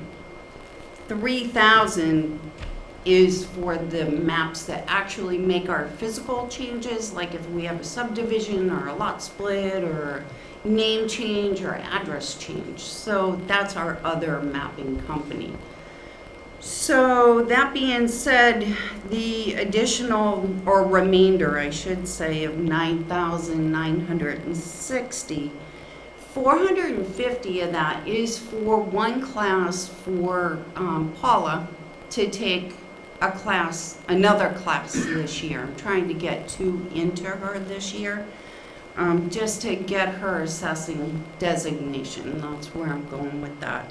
And we do have a new staff member, that Caitlin, that just started in September. So we're going to begin classes for her also. Outside of that, there was a $638 increase for membership, and that was on our state, well, it's not state camera, our Tyler, which is our appraisal system. And that's it. Pretty straightforward. All right. Any questions of my colleagues? Sounds good. None. Any questions of the Finance Committee? Hearing none, thank you. Thank you. Good night. All right, information technology is up next.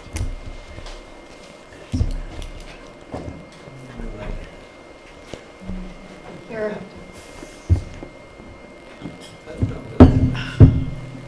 Are you doing this one, Mr. Gilberto? I will be. Oh, all right. Well, you're doing the next 2. You're up for the next 2. I am. Sorry, you want me to stay here for you? I'm good. Oh. I think she needs the support. I would. Good night. We saved all the tough questions for you. Right. No.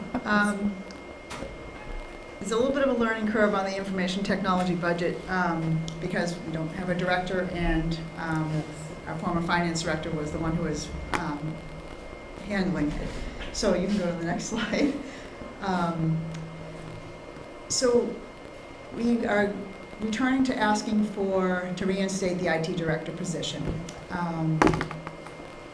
We are having trouble covering everything that we have to cover with the services that we hire, professional service from Delphi. They're in 5 days a week from, I believe it's 1 p.m. till 5 p.m.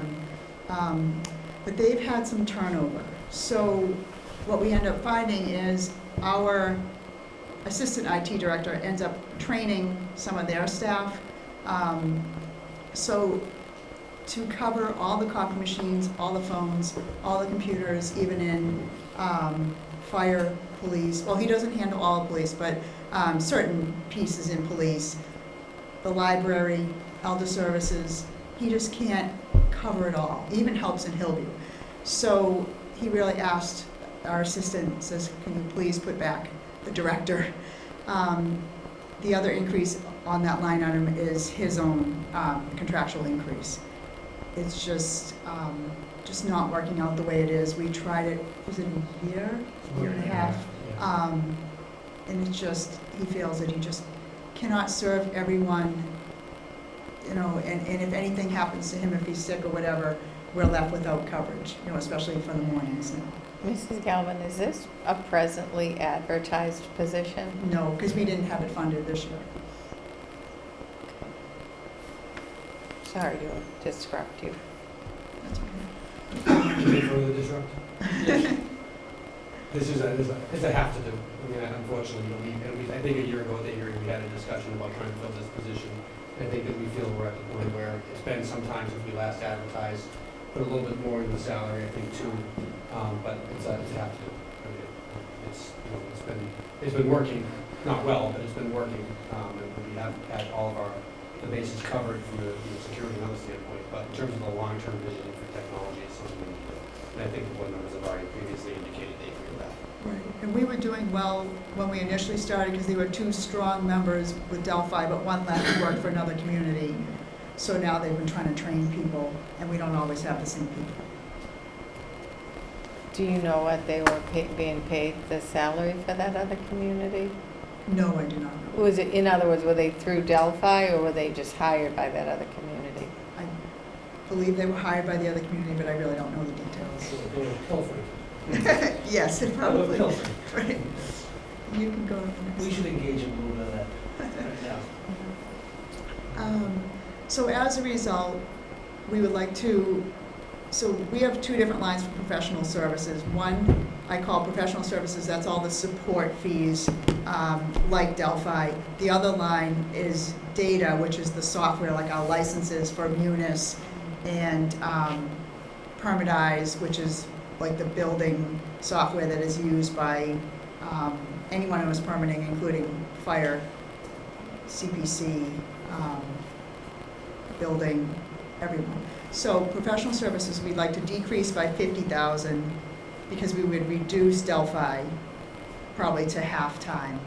Even with the director, initially they want to see if they may be able to decrease it more, but they want to see how they can do occasionally having extra help. There are times like this coming week, we have to do an upgrade for Munis. It's 2 days. Times like that, they need some extra hands, or if they're changing over a server or certain things that they have to do, they do need the extra help. Then professional services, the data line, we were going to reduce by 10,000, mostly because we were trying to put together our whole list of our obligations, and it seems like we can reduce that line for what we've currently been paying. And then the telephone line, we're going to increase 6,000 because that more accurately reflects what we've been spending, and we've just added, the police have finally gone live on the new phones. So that will increase our cost there. Any questions on IT? Okay. Questions? Mr. O'Leary. I don't know how we do it with how we're currently set, first of all. Secondly, with what we've been experiencing over the last couple of years with these virtual meetings and the need for oversight, assistance, and he's our IT guy on the spot, which shouldn't necessarily be. You know, we need to make major investments, reinvestment. I wish Mr. Messeri was still around so he could scold us in this particular area. I don't know how we're... Don't worry, I'm going to. I don't know how we're able to function, you know, the way that we're doing it. Yes. So to me, this is modest. I don't know that this really reflects the needs that we have to meet. And maybe we need to reevaluate it a little bit more. To come back with some realistic, to me, a realistic approach as to how we're going to be able to address our IT issues just on a regular, daily basis, never mind systemically in relation to the technology that's going to be required. I think this virtual meeting setup, which was a temporary thing, is going to become more of a norm that we need to be able to address more appropriately than we're able to do right now. And we should just set ourselves up to succeed, not fail. And the burden should be falling on the town administrator to assure us that the technology is working properly, and we just not enough hours in the day for the staff that we have right now. So I think more of a commitment needs to be made yesterday, tomorrow. Questions, comments? I would agree. Yeah, I mean, yeah, Yeah, it's baffling to me that we don't have this position filled Yeah. full-time, on the spot, having someone to assist. We had someone running around, Mr. Yule was running around with microphones at the Right. informational meetings. We have you trying to troubleshoot someone hacking in, you know, things like that, hacking into the meeting, and we should not have to stop a meeting to address that, but have someone in place to prevent that from happening.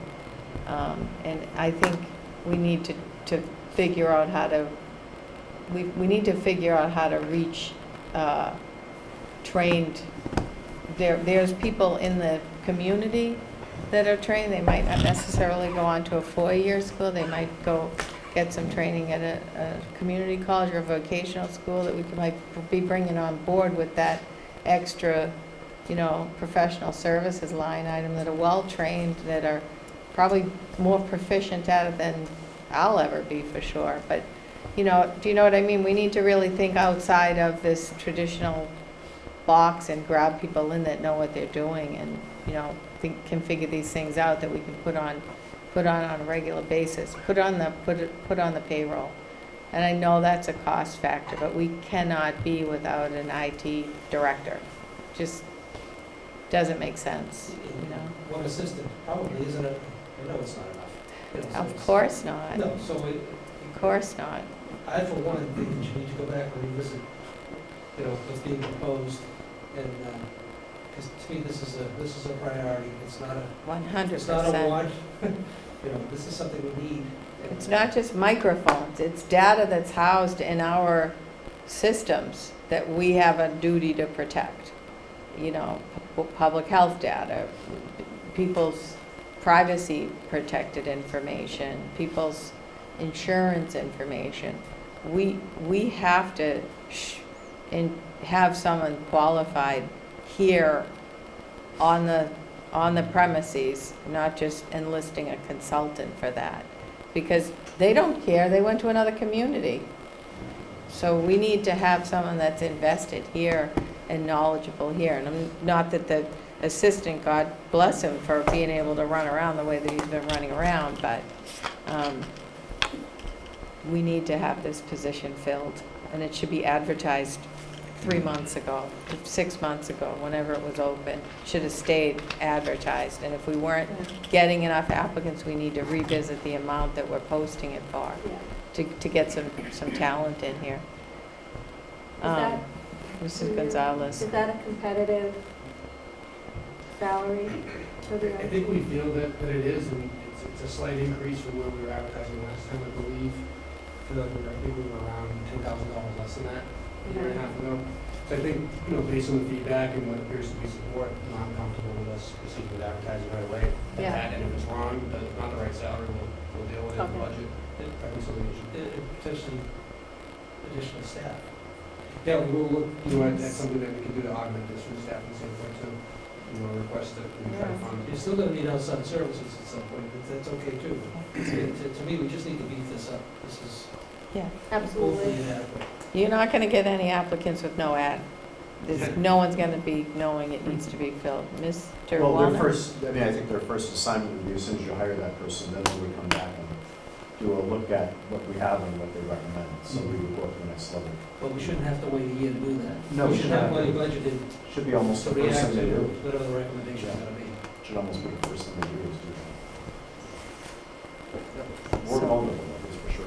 Yes, that's a concern. Mr. Kelleher? This is one point that you just made. I think we might regret if we don't act sooner rather than later in just addressing our cybersecurity Yeah. vulnerabilities. I mean, you read about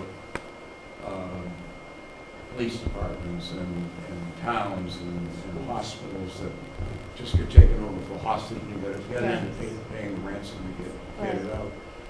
I mean, that's probably the easiest part. The worst part would be somebody came in and did harm to our records, whether they're tax collecting records or personal records that we disseminated information. So even before we get a full-time director, if that's going to take a long time, we might want to think about it. Maybe it's this organization we're using as our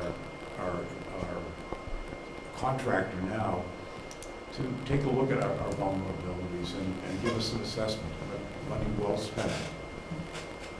You know, if you wait for you hire somebody, that person's going to come in with a backlog of things that need to get done, and that may fall to the downward list pretty far. So I would recommend if you need funding for it, you ought to do it and not take the risks. Mhm. Any other comment, questions? Set? Okay. All set? Do you want to move to your next budget? Sure.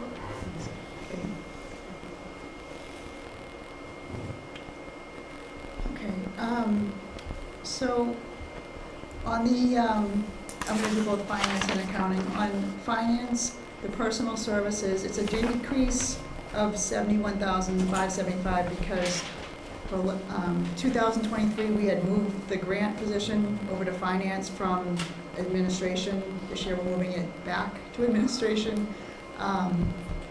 And then the offset is just the contractual increase for my contract. And then on the accounting side, it's just contractual increases for the financial analyst and the executive administrative assistant. So that's the salaries. Any questions on those? Questions to my colleagues? Just, No, Mr. Wallner. just why moving the grant position around? What's the rush? That is- I'll speak to it another time. Just- Okay, thank you.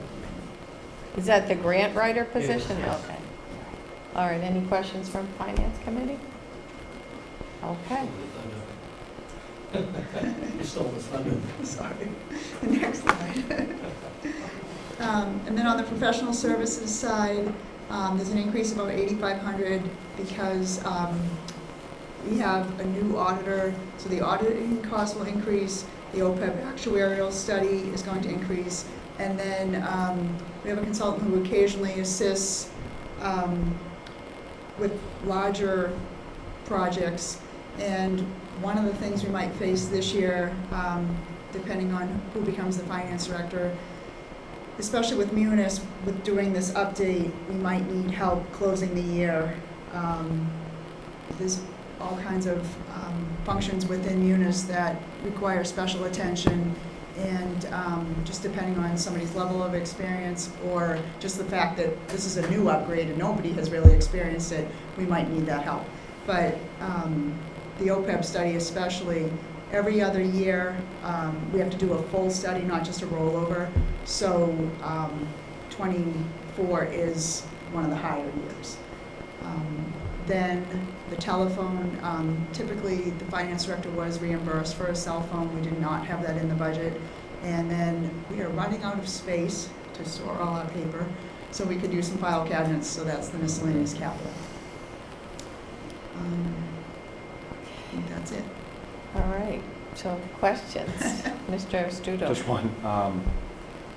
Is that a cell phone bill? It's just a reimbursement of $50 a month that is Oh, for the typically- year, I'm sorry. For the year, Monthly yes. cell phone, okay, that's what I Yeah. read wrong. I'm like, 600 a month, I'm like, what are we No, doing? no, no, Okay, it's for the whole year. thank you. Other questions? Finance Committee? I just want to say thank you. You were kind of hurled into the spot, or in the spotlight, and I'm so glad that I've gotten a chance to know you in this role. And your help has been invaluable and your information has been great. And it's been enlightening to see you come forward in this role. So we really appreciate you stepping up, and we really appreciate your service too. So thank you. And is that it? Are we good? Yep. I'd like to echo that, thank you. Ditto. Doing a great job, so we're really happy. Yeah. We're really happy Didn't with you, skip a happy that you beat. stepped up too. All right, HR, I got the memo. you got the hot seat You with got the all grant that good writer stuff and the that I already IT said. director, But I and you're reduced- on the hot seat. I reduced it Oh, down yeah, to 3 yeah, pages. yeah, he's gonna- That's too long, but too. One who's an introduction, one to be Please polite and tell me this is civilized. one slide. It's 2 of substance, 1 because we want to be civilized and have a couple Let's slides. say level funding. Yeah, we're sold. Really? We can I was move gonna on. offer a reduction, but if you want to level fund me, I'll be more than happy. All right. That's good.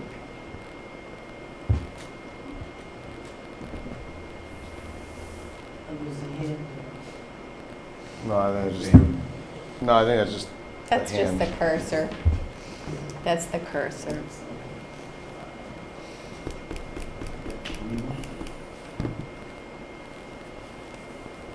You can start telling Jillian we level funded. I know. Is there anything more we need to discuss? So thank you for your time this evening. We're the HR department. I brought Allison Olson, my entire staff. We serve those who help serve the community. Allison, as I've, for several years now, I've got to boast about Allison behind her back. Now I get to do it next to her. So please be kind, because it's her first time at the big table, but I could not do or accomplish but a mere fraction of what I did if it wasn't for Allison. She is the outward face of our department for new hires, new prospective hires, retirees, often people in distress. Well, I've often said that big, important decisions seem to get made around board tables, but the crucial ones get made around the kitchen table. And those are the things that Allison impacts the most. Going into, I'm skipping all of our other accomplishments and focusing in on the next slide, which is recruitment, retention, and market changes, such as the Great Resignation. People are indeed our greatest asset here in municipal government. According to Society of Human Resource Managers, SHRM, the average cost is 6 to 9 months' salary to replace somebody. That's not costing out also the institutional knowledge you're leading, training up, all of that. So it's a bit like if you're in business, the best client to have is the one you already have versus bringing somebody in. It's to retain people. We have a lot of folks here with a great deal of tenure because we want to make this a good place to work. I just provided fiscal year 22 and 23 to give some example. In fiscal year 22, we had 45 openings in 10 different departments. A lot of those were the result of retirements. As of January 22nd, 88% were filled. In fiscal year 23, the most recent, we had 41 openings in 9 different departments. And as of January, 45 positions, we basically had 92.68% filled. We're currently on track in the hiring process for 2 critical department head positions, the police chief and the finance director. If we go on to the next and final slide, you'll see that our overall view of the budget request is a net budget decrease of 6%, which is a savings of $14,681. I want to thank Allison. I want to thank Lorianne as the finance director and the TA. We sat down and we looked at everything. We scrubbed the budget. Some of these things, one of the big ones is obvious. The cost associated with recruitment and the assessments that are related to the police chief's position will not be a recurring cost. We also looked at the educational benefits and where certain people were in that chain and where certain requests were and were not going to be, and so that some of those issues were taken out. I do highlight the one thing that I am seeking an increase in, and by the way, even with the increase, there's still that 6% overall decrease, is employee recognition. Again, the rationale related to that is inflation coupled with a desire to hold an event here within North Reading as opposed to perhaps a cheaper event outside of town. I think we need to take stock in say thank you. We need to take stock in our employees and what they do. I've had prior municipal experience, and I've done consulting that has even broadened my horizons beyond that. And one of the best things here is there's a sense of connectivity towards serving the public that overcomes the natural tendency in municipal government to silo and have people, work within just those limited things. I know Jen, every chance she gets, she steps up, she helps, she has a bubbly personality, and she, creative ways to solve problems.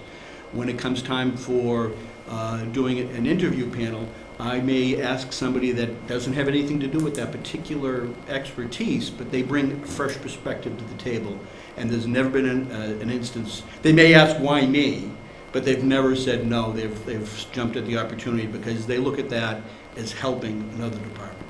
So that's the short version, believe it or not. And level funded is what you asked for. I'm trying to do you one better. Accepted, thank you. Okay. Any questions, comments? None? Sounds good. Seems good to us. Any Good job. questions from? And remember, all kudos to Allison. Any complaints, come to me. Finance committee questions, comments, all set? Okay, thank you. Thank you all and have a good night. You too. I'm pretty sure that you're doing the next 4, Mr. Gilberto? Select board's easy. We getting a pay raise? If we could run a tab once in a while. 100% on base. Just saying. Just saying. Mrs. Hilbert can find it from her budget. I'm sorry, you. Nothing. That definitely did not happen.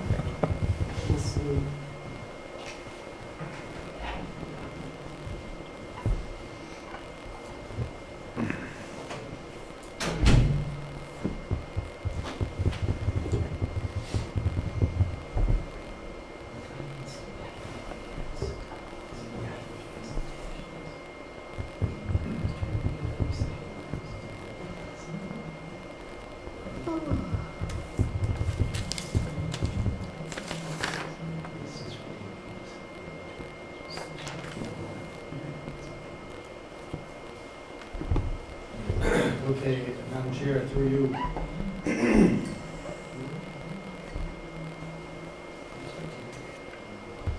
I'll be running through presentation of 4 administrative budgets. Public Safety Administration, Town Administrator, Select Board, Town Council. I would note that they're doing an oversight. The Public Safety Administration budget was not included in there, but it is still pending a request for the same $30,000 appropriation we had in previous fiscal years, and I'll speak more about that down the road. We do have an anticipated retirement upcoming in August for the Police Chief, Public Safety Director.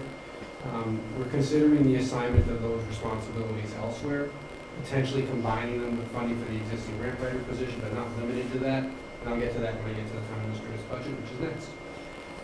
So as I mentioned earlier, we're proposing to move the funding of the grant writer position into the Town Administrator's budget from the Finance Department budget where it was located last year. They transitioned the Finance Department. As everybody knows, so we did not fill the position in that department. One thing we were evaluating coming into the budget was whether we combine the $30,000 stipend with the Public Safety Director, from the Public Safety Director with the grant writer position / project manager position to a single position. That was something that we were thinking about coming into this. We had a discussion 2 weeks ago where we got some great feedback about how that position might be able to better serve the community as a whole from an outreach standpoint. So that's something we're going to look at over the next 2 weeks when we come in for a recommendation. The contractual increase of the town administrator, administrative assistant is in there as an $8,216 increase. There's a reduction in funding. We have 2 anticipated town meetings in fiscal year 2024.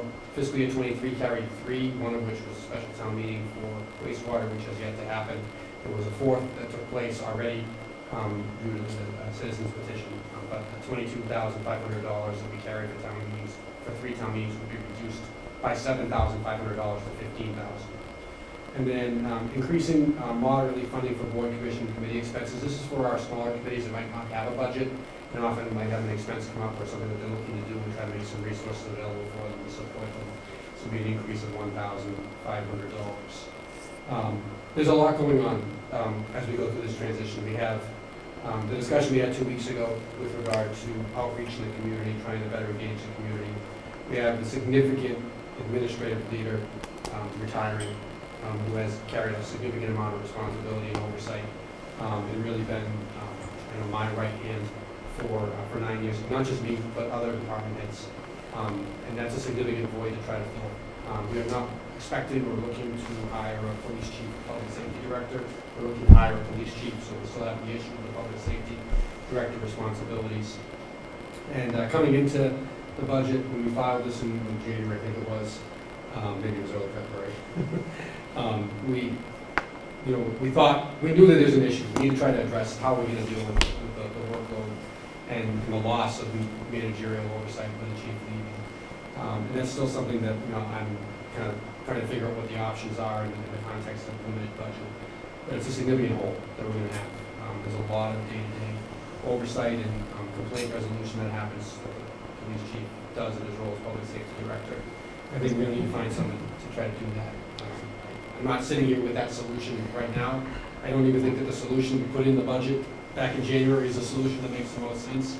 But we're going to need to do something in order to try to maintain the level of service that the community expects with the chief retiring. Mr. Gilberto, just on that point, I think when we initially funded the stipend, the thought was that one of our public safety officials here could fulfill the role in addition to their employment. I think that was the purpose of it being a stipended role. What about, what about considering Chief Stats, where he's worked so closely with Chief Murphy? I know it's a lot to take on, but what about somebody that has been kind of working right alongside him with things? Why would we not consider somebody that we already have here to fulfill the role? I think that for me, all the options are on the table. I think that there's a unique dynamic that played out with regard to the timing of having one public safety official overseeing another. I'm not sure whether or not that makes the most sense based on the transition we're going through here and the fact that we have some other more well-established departments in that division, which wasn't the case a few years ago. Certainly we'll look at all of the options. My primary concern is we're trying to help resolve when issues come up within the building and the health department. Issues come up, there's a lot of interaction with a lot of people in those departments. And I think that both the health director and the building inspector have found having the chief available to them to help out, to resolve when issues come up. That's where I'm kind of looking at the real most important issue, and looking at it through that lens of not maybe needing to fill oversight for the whole public safety division, but rather in that fashion. That's something I'm kind of thinking about as well. So I'd say that all the options are on the table, at the moment, and just trying to figure out, in light of all the feedback that we're getting, which is all great feedback and all the competing priorities, what is, how do we get to a balanced budget that addresses most of the concerns? I wish I could, I thought I had one answer in January, candidly, talking with the finance director. I don't really know that that's the case sitting here right now, just as time has gone on. So we're going to try to figure that out and come to a recommendation. Okay, so I didn't mean to interrupt you, but because you're talking about it, I wanted to ask you about that. Appreciate the question. We'll continue with the select board. There is no compensation for the board members, as much as you all certainly deserve it. We do have a contractual increase for the select board secretary, which we budgeted in there. It's a small increase. Hope it's more than slight. And just so that for anyone attending, we actually don't get salary. Right. We don't get funding, just like almost every other board or commission or elected board here. We're all volunteers, so we just need to get that out there so the wasteland doesn't say something different. There's no appropriation. Social media wasteland doesn't mention how much money we're making here. I will correct my words about small. There's a 1% cost of living, which is standard for all individual contract employees. There's a separate appropriation in the salary pool for merit increases, which are allocated separately. So that's not reflected. And that is the I case. always very much enjoy when some members of the public can remind me that they pay my They salary. pay our salary. Yeah, they pay our salary. We pay our salaries too. Yes, we do. We contribute to And for a town to council, everybody's salary. Yeah, we all contribute. for town council, we're requesting level funding. We've been around that $130,000 number for the past few years. Sometimes we're close to it, sometimes we slightly exceeded it. And it seems like every year we've had something that's gobbled up a lot of it. This current year, we've had a number of issues with regard to a special town meeting, the wastewater project, some open meeting law and public records related issues that require town council's involvement. So that has gobbled up quite a bit of resource. In a previous year, it was negotiations with a union that was going on for a number of months. And the year before that, it was a similar factor. So it seems like there's always something that gobbles up that amount, when in reality, we would hope it wouldn't be that much, but I put it into level funding. At the moment, I'm confident in that moving forward. And that concludes my presentation. All right. Okay, questions? Billy, you want to come? Quick question on town council. Are we tracking to be within the appropriation this year as well? Because we had a lot of extra review on those expansive public records requests that we got, so do we? We were, and then we received the February bill, I think, yesterday, it must have been Friday, and it was substantial, it's $21,000 for the month. Right. So we're going to have to review that, but we may, if that trend continues, obviously we're going to be in trouble. If we're able to, maybe not have quite that expense over the next few months, we may get closer to being under budget. Was that just for reviewing minutes? A portion of it was, I believe, we have a breakdown of that, I was going to report on the town administration report, if you give you a minute. Yes, we can because bring that up. I had asked you to do that. Yeah. But that was 30 years worth of minutes, my recollection, right? It was a broader, very broad executive session too, so. The request was 30 years. The intensive review in February was over roughly a 3-year period, I believe, first a 1 year and then another 2-year period. And now we've been doing, I think I spoke to Zena on the agenda, trying to do 5 meetings at a time. So the pace has slowed down a little bit on that as we've gone through it, and that, due to the request being narrowed at a point in time. And who was that request made by? I'm sorry? And who was that request made by? A resident, Adam Watson. Adam Watson. And what was the total of that again? Do we, I we just- were I gonna, didn't- we're gonna review that and leave it. I could bring it up, I just Sure. need a minute to pull it, that's all. Okay. Do we have finance committee questions? We're not, we're kind of off topic, but that is part of, I was just curious if we're on track for, I want to make sure we're on track for this year, but it sounds like we may need We're on track to spend all the money. we're definitely on track to spend all the money. That's,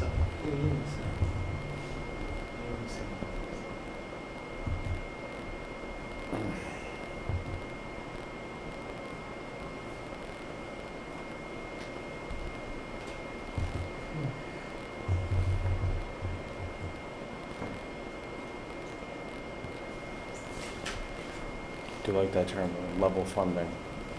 Definitely. I'm gonna go home and tell my wife level funding for next year. What do you think? So there were a couple of items, betterment bylaw, special town meeting related expenses, $4,053, and then review of executive session minutes since December of 2022, $7,740. Okay. Okay. And still more to come. The work is ongoing Yeah. with regards to the request, although it'll be at a slower pace due to the narrowing of the request. Okay. Thanks, Mr. Gilberto. Any other questions? Yes. Is the person that requested this information going to be billed for the hourly time that it has taken the town to do No. this? We're not able to bill for that purpose. We are able to bill for a public records request in circumstances where it exceeds a reasonable amount of time. But this falls under a different caveat, because it's a community regulation. because it's requests for minutes. And so requests for public body minutes, you can't bill for even if they're executive session that requires your lawyer to kind of look them over for any kind of privilege attending to those. And that's really where it's incurred, because it was such a broad request. It's taken us every meeting going into executive session, the review and the overview of that, guided by counsel, so. Also, it doesn't include other man hours within town hall, not just council. Oh, I'm sure. I know the school committee had gotten a similar request. Oh, I didn't know that. Well, in a different purview, they wanted all of the emails that related to any word that had COVID, vaccination, all Yeah. that kind of stuff. Emails, you name it, and there was just no real way to do it. And besides which, it would have to be heavily redacted. Right. So the man hours behind that would have just been extra.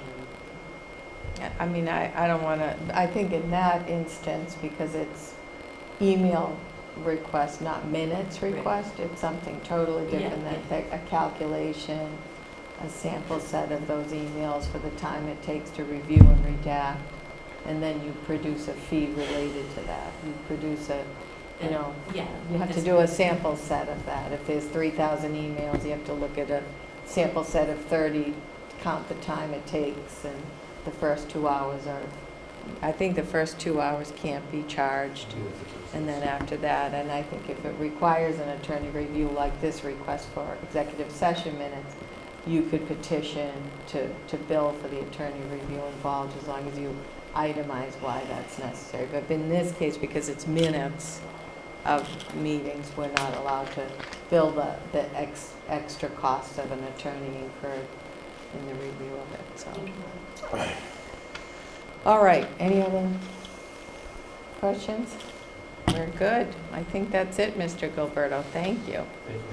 We do want to see those, I'll just make a comment. I think the grant writer should be a standalone. I think the deficits highlight the need, and I know that grant funding is not necessarily a permanent revenue stream, but a grant writer could have written grants that would have paid for the position itself, and perhaps other things and services and work that we need to accomplish here.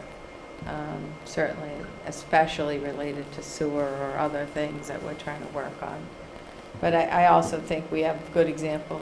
We always go back to Amy, and Amy writing those grants and getting that grant funding in has basically sustained the position, and we've been able to grow that, those services with other positions using the money that she saved the town from coming out of the town budget, because she's getting the grant funding in to cover her role in the services we're getting that were yielded from that position. So I think it's so important for us to have that as a standalone and have it get it filled quickly, because that could be sustaining itself and other positions in the city, in the town.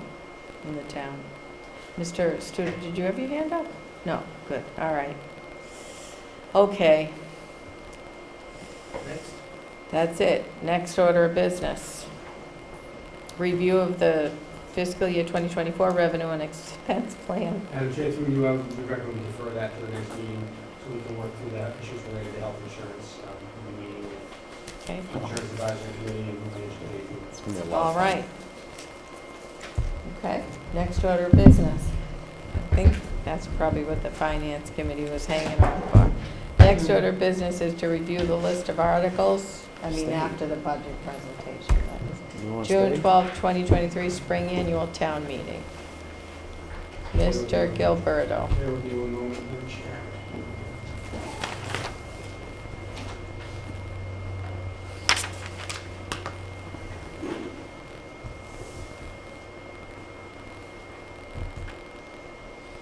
You're still with us. You're welcome to stay. Still hanging out. I am Oh, good. sharing my screen now, hopefully folks can see this. I'm going to scroll down the first 1 through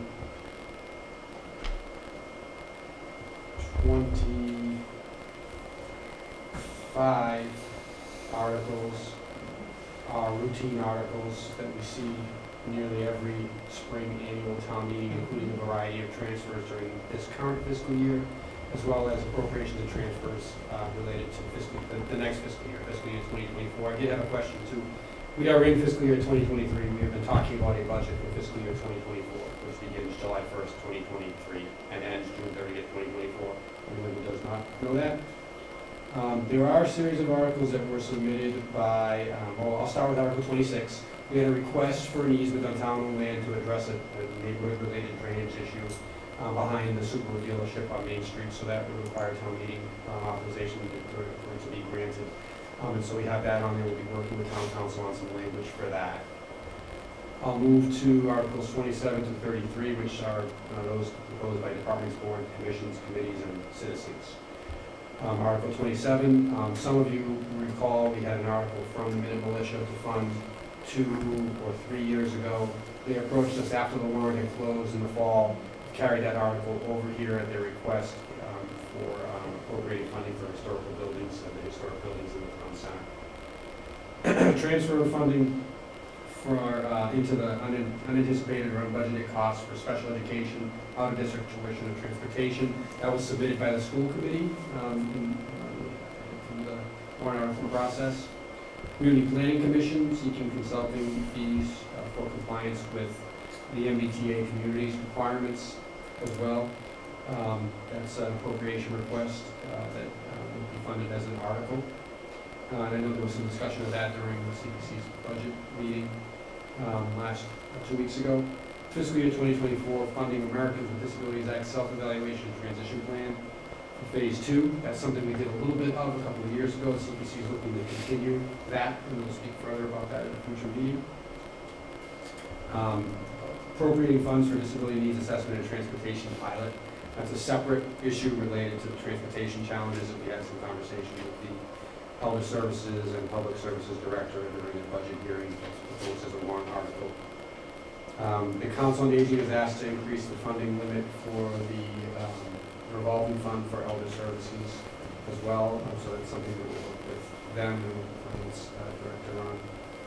And then we received a citizens petition, lead sponsor John Barrett, for the discussion and potential action related to COVID-19 and related restrictions and other matters. It's not necessarily in the form of a bylaw or resolve. And it appears that the action is outside the purview of town meeting, but as you're aware from the previous petition, we received that petition with the requisite number of signatures. We're required to put it on the warrant for consideration.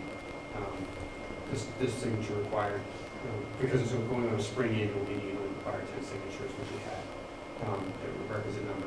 We've already talked with town council about it and with the moderator, but I think that there are definitely some concerns about whether any sort of action from town meeting is going to be binding in any way, or period would not be. And so I think the moderator will certainly be handling it accordingly as we move forward. The deadline was last Monday, and so anything else that comes in will be helpful for a future town meeting. And we'll continue to look to see if there's anything administrative that we need. Okay, questions? Looks like a one-nighter. Madam Chair, through you, I went quickly and I realized I did not flag one that was up earlier just based on the order. We have a number of federal grant accounts, mostly pandemic related, where, and I think you've all heard the story, we've worked for months to try to identify eligible uses for the funding. We were ordered to spend it in a timely fashion, only to have an audit done after the fact and be told that some of the things we were told we could use the funding for, we couldn't use it for. So we have options for how we could potentially address any deficiencies in those grant accounts, but one of them is a town meeting appropriation. So I am holding that as a fiscal year 2023 article. That is not a routine article. It's not something that we see. It's possible some of them could be addressed through the year-end closeout process, but that's not 100% clear right now. So we're holding that article. So I didn't mean to pass over that one. But we're not the only community that's faced this. I hear it from all of my colleagues. Where I think everyone's intending to do the right thing. I And at the time in 2020 and 2021, everyone was intending to do the right thing too. But now it's time to clean up what happened, so. Questions? I know I have a couple. No? None? All right. Michael, can you, Mr. Gilberto, the amount for number 27, I recall it seemed to be a small amount. It was $5,000 or something like that? I believe it was 10,000 or maybe It was like less 10 or than 15. Yeah, that's Oh, right. I thought it was It was like small, 10 or okay. 15. And did we fund that last town meeting? Not Okay. last time meeting, but in, I believe, 2021. Okay, so they just need another appropriation for that? Correct. The number 28, transfer of funds to the school district reserve fund. Where's the transfer from school funds into that reserve account? Because when that was set up, it was anticipated that if at the end of the year, the school had any, I guess, leftover funding, that they could transfer it into that reserve account. So, or are they asking the town to transfer from free cash or otherwise into that account? I don't have the language in front of me, but I believe it's the latter. They're asking for an appropriation that's not within the school budget to make available more money in that fund. We have not had to tap that fund, as this board knows, to date, but I think they're looking to build up the reserve. But there already is a reserve that they haven't even touched. I don't believe they've had to touch it yet. I know there's been some concern. I'm moving to the finance director. Yeah. Can you remind us the balance that's in There's there? 200,000. Which is what we put in to begin it, to get it. I think we put 2 transfers in. Yeah, Once we set it I- up, and then once a year later. Yeah, I think it was in 19 and either 20 and 21, $100,000 each time. I think it was 2019 and again in 21. Okay, so this is just asking to add extra to that, but it's not a need to fulfill any kind of deficiency that they're mentioning. I would say, I believe, and I know you've heard, and they've said in their budget hearings, I believe there's a significant amount of concern about tuition rates in the upcoming fiscal year, with a significant increase being authorized at the state level. So they may be trying to prepare for the impact of that, is my guess. Okay, and then my other question for you in terms of the number 30, is number 31. When we heard the elder services budget, that they were talking about a pilot where they were talking about potentially having a new driver that they shared with the school. Is that what that one refers to? I don't believe so. I believe, and I will have certainly the sponsor here to speak further to it, but I believe this is looking at something in terms of what we can provide beyond that, or even in place of that, if we're not able to proceed with hiring somebody. And there may be an issue of timing too, where this was something that was identified much earlier in the year.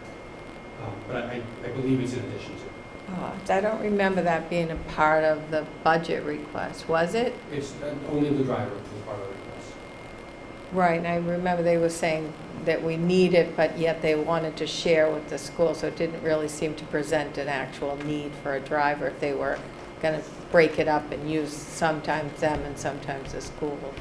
Didn't really be a compelling case that it was necessary.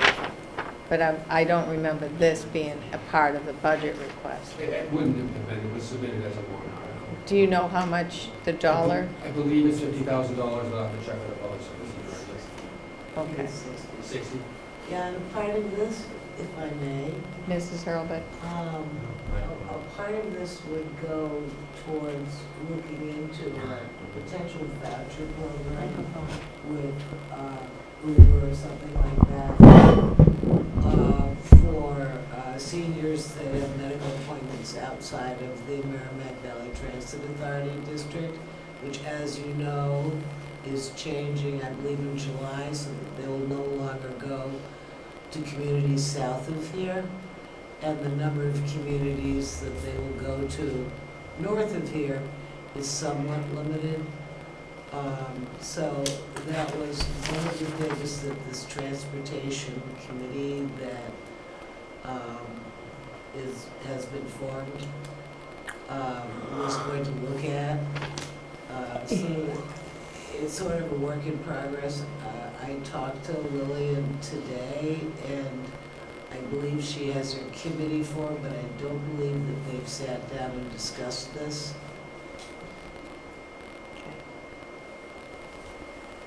They're having their first meeting tomorrow. Say what? They're having their first meeting tomorrow. Is it tomorrow? First Yeah. meeting. So, and Mr. Wallner represents the Board of Selectmen on it, and so do you, Mrs. Gonzalez, don't you? We don't know. who We're it not is. really sure. That's the discussion. We just know Will's running it. that's all. So I think I it's have a no work in question. progress, and It it's sort is. of got several different components. And I believe that the amount was $60,000. Okay. It's a lot of rides that could be funded for $60,000 instead of studying, funding rides.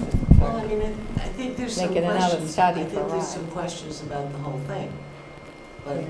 that's really a transportation committee discussion, and certainly the finance committee at some point will voice their support, concerns, questions, congratulations, whatever it would seem.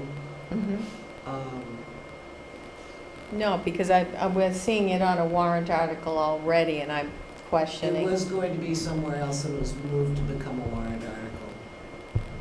It was Okay. going to be, I believe it was going to be originally in their budget, and they moved it to a warrant article instead.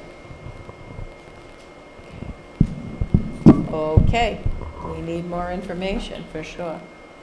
All right, that's all set? No more, nothing further. Public comment. Anybody here that wishes to speak in public comment? Anybody joining us that wish to speak in public comment? All set? All right, moving on to Housing Authority tenant update. Mr. Gilberto. Madam Chair, Thank through you just a to brief members. update that you have seen in the packet now a couple of times. There are 4 candidates who are eligible for appointment to the seat, which will open up after the annual town election on May 2nd. And the seat is vacated by Mr. Calucci, who's not running for re-election. I believe the Housing Authority is talking about candidates and may have some sort of a recommendation for the select board to consider. It is, I believe, ultimately an appointment of the select board, so it's kind of a unique thing in the state law. But I know we're expecting to hear some information from the Housing Authority. Okay, thank Just you. want to keep folks aware of that, if you haven't had a chance to take a look Perfect, at thank the you. applications. Next order of business, appointments, library trustee. I think we have a motion. Madam Chair, I move to place a nomination of the following name for appointment to the library trustees for a term to expire on December 31, 2026. Donna Colebrook, full. What is it again? Okay, there's Full, I don't know a why it says full. Donna Colebrook. the- Donna Colebrook. There's a motion by Mr. Wallner, a second by Mr. O'Leary. This is recommended by Ms. Scannell, the chair of the trustees. And it's a name roll call vote. All right? Any further discussion? Mr. O'Leary. Ms. Cole, Donna. Donna Cole, Mr. Wallner. Donna Colebrook. not Dashville, Miss- just Donna Cole.